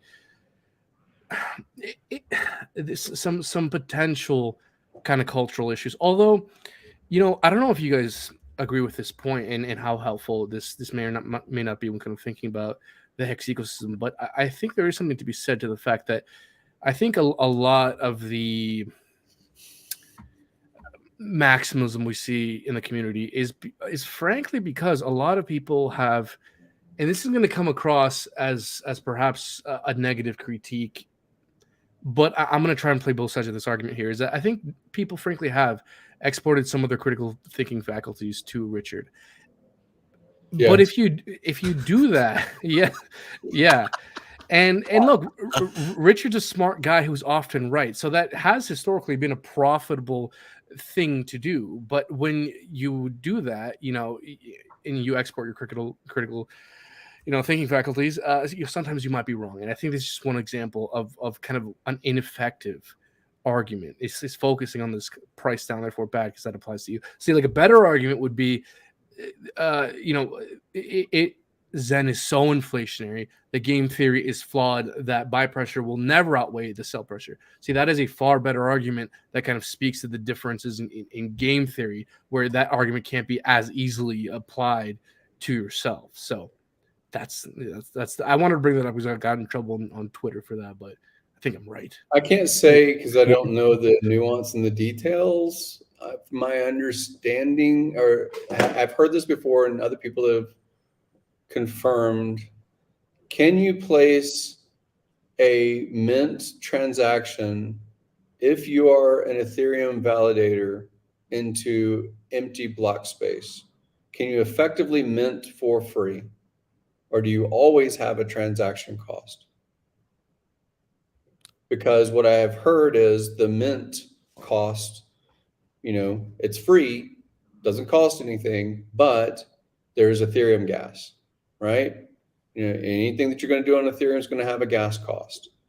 And I am led to believe, and I do not know for sure, that if you are a validator, and there's a lot of them in Silicon Valley, a lot there, that if you are a validator, you can either select specific kinds of blocks and choose to put them into the block, and if they get picked up and go to the chain, or you can basically decide, I'm not going to charge the highest rate or the going rate. I will offer a discount to include these transactions, or some of the block space be used by me at a net lower cost than everybody else that's minting.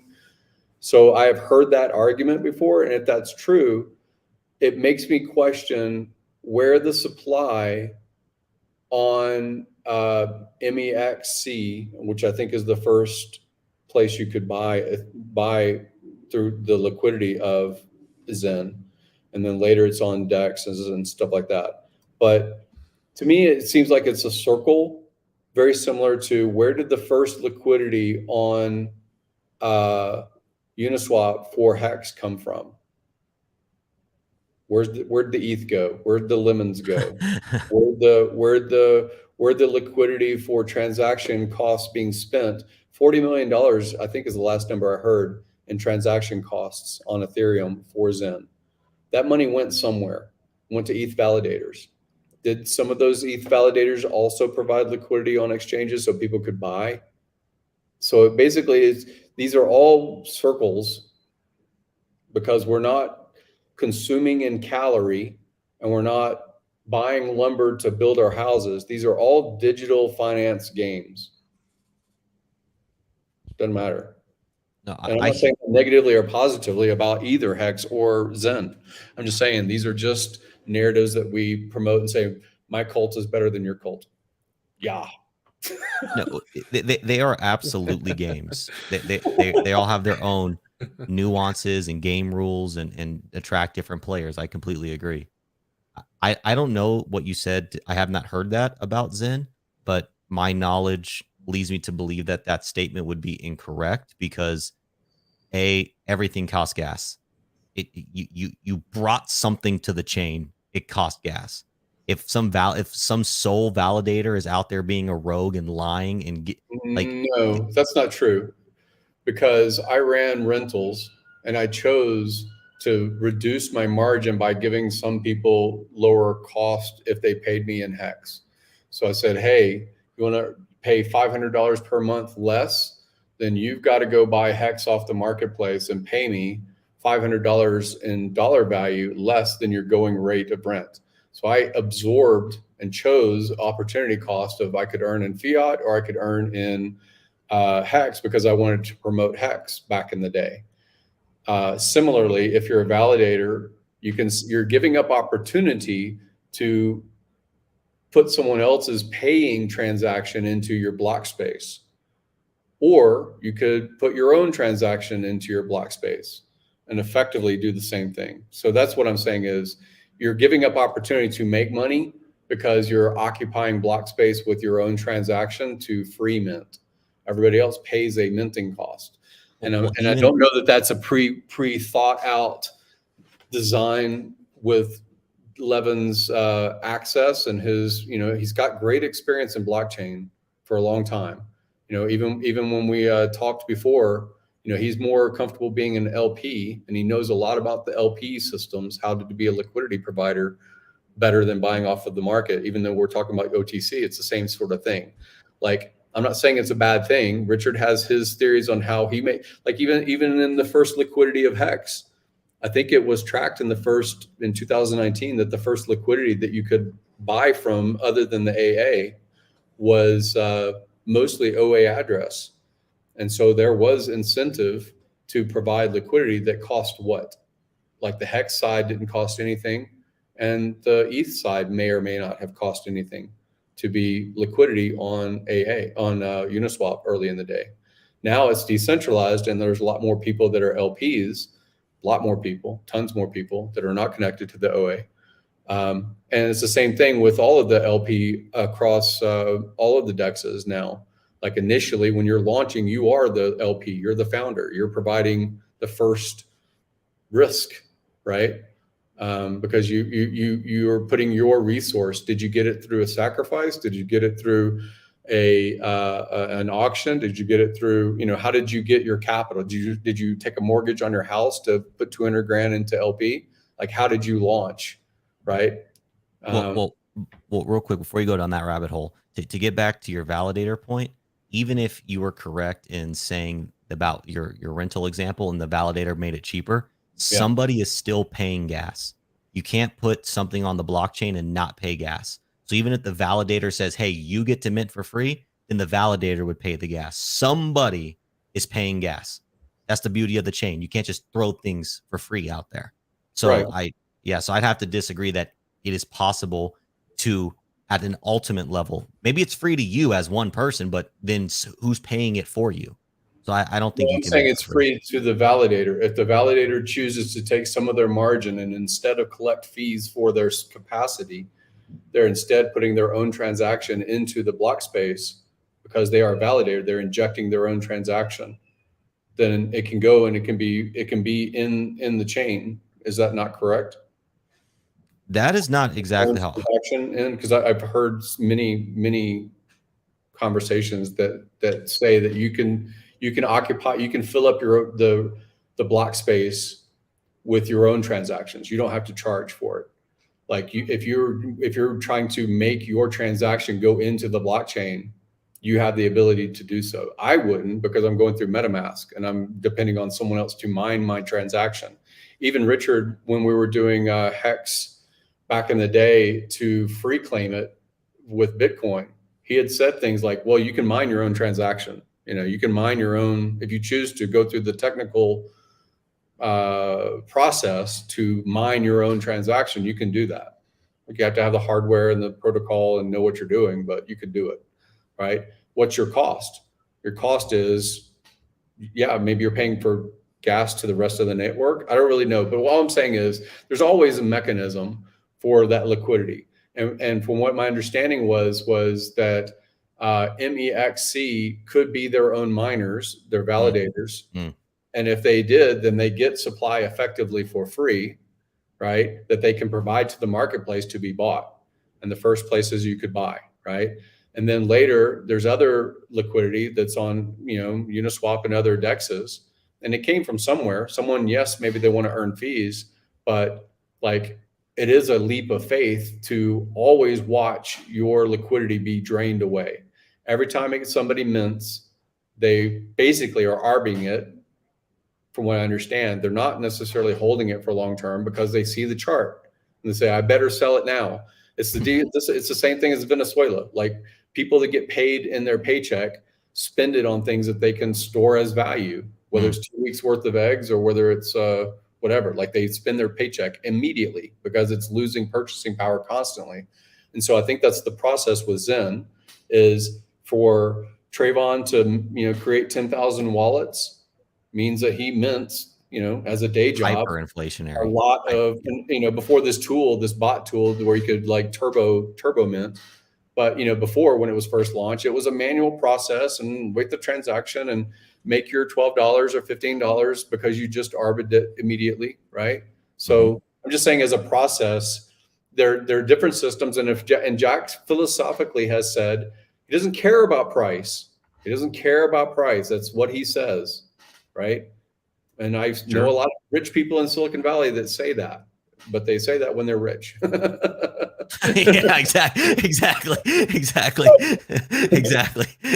that the first principles of crypto are distribution. Here's my distribution model. Here's how I'm going to get everybody to mint it. First principles, like those are talking points. And I'm not saying that they're bad talking points. And his method is being tried. It is an experiment.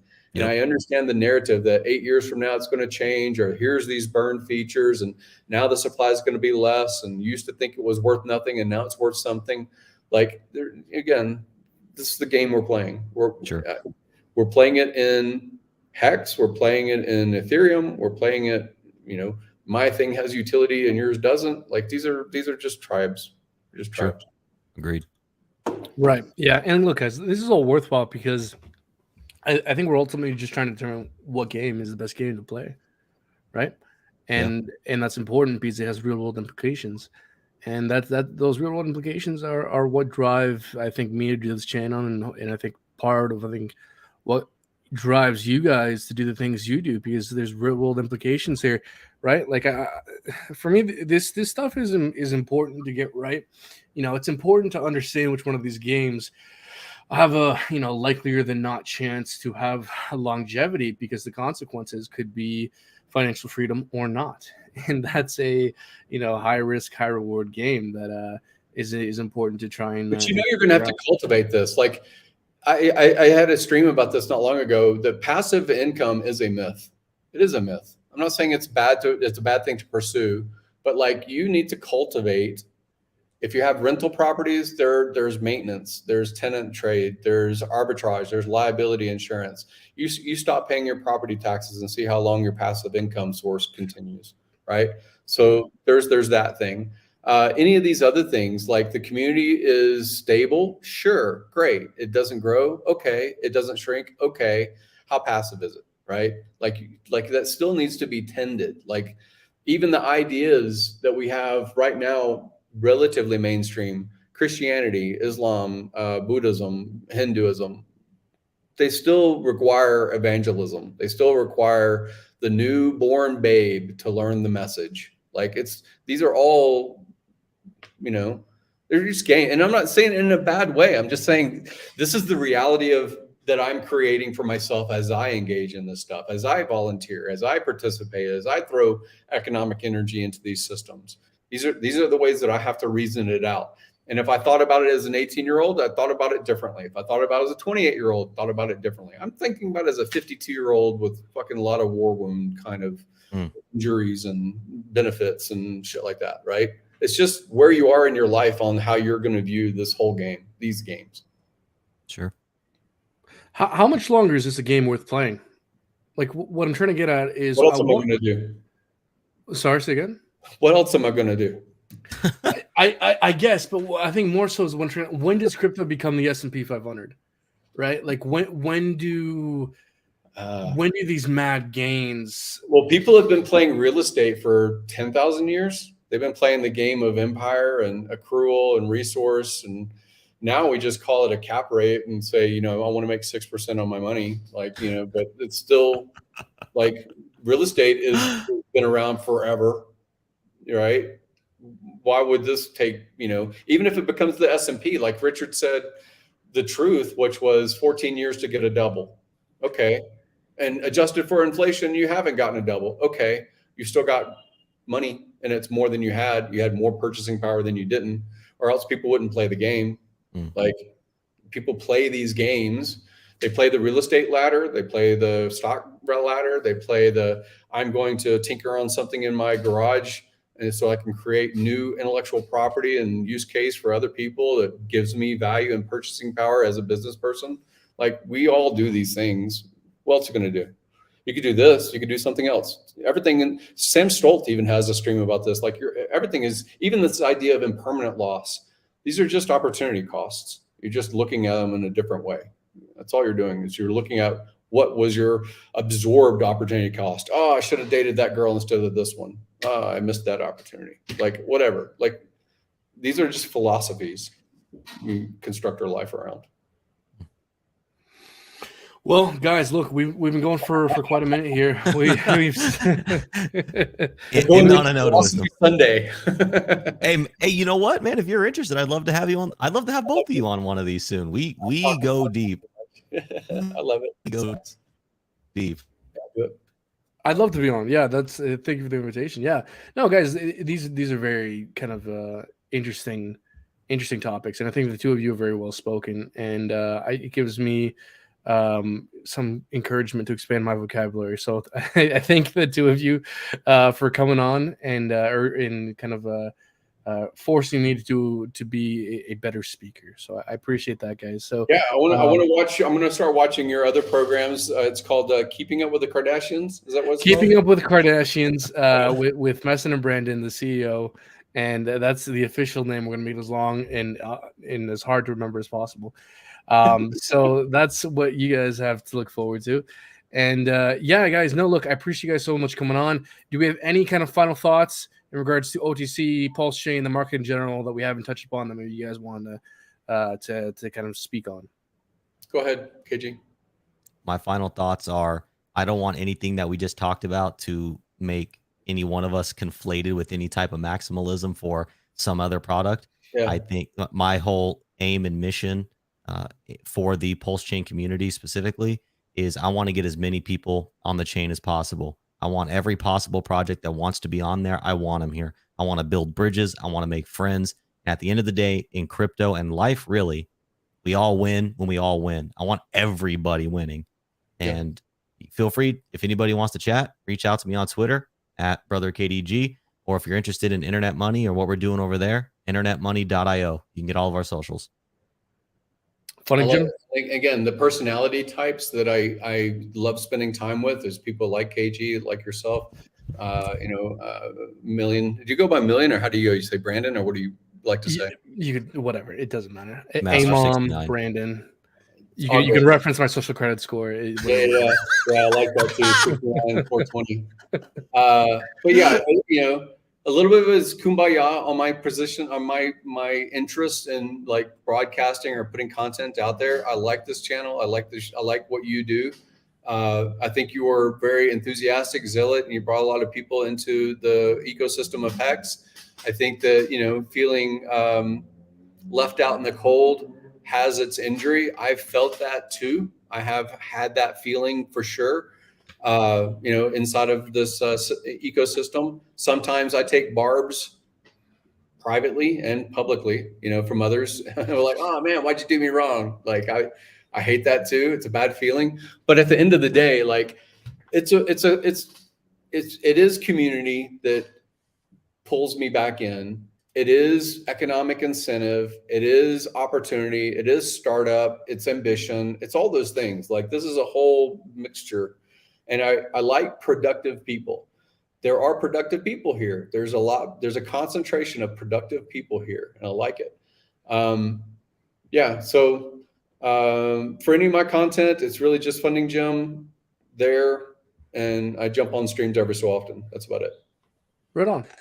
For myself, I just like to say that one way to kind of I think and cope with differences and prickly people, which is going to happen in any context, any organization, any social group that you're in, is specific to ours is frankly, your profit and loss, your P&L doesn't give a shit about your feelings. Your feelings, frankly, don't matter. Shouldn't enter the equation. If your feelings are part of your investment thesis, then something's wrong there. So it's important to kind of be objective when kind of thinking about things as important as your capital and how you deploy that. So guys, look, thank you so much for coming on. Tons of insight was shared. Follow all their socials. I'll leave links in the description below. Everyone, like and subscribe. We'll be talking about the Kardashians and Pulse Chain exclusively moving forward. So if you like that, make sure you stay tuned. And until next time, folks, everyone, take care. See you. Thanks, everybody. See you.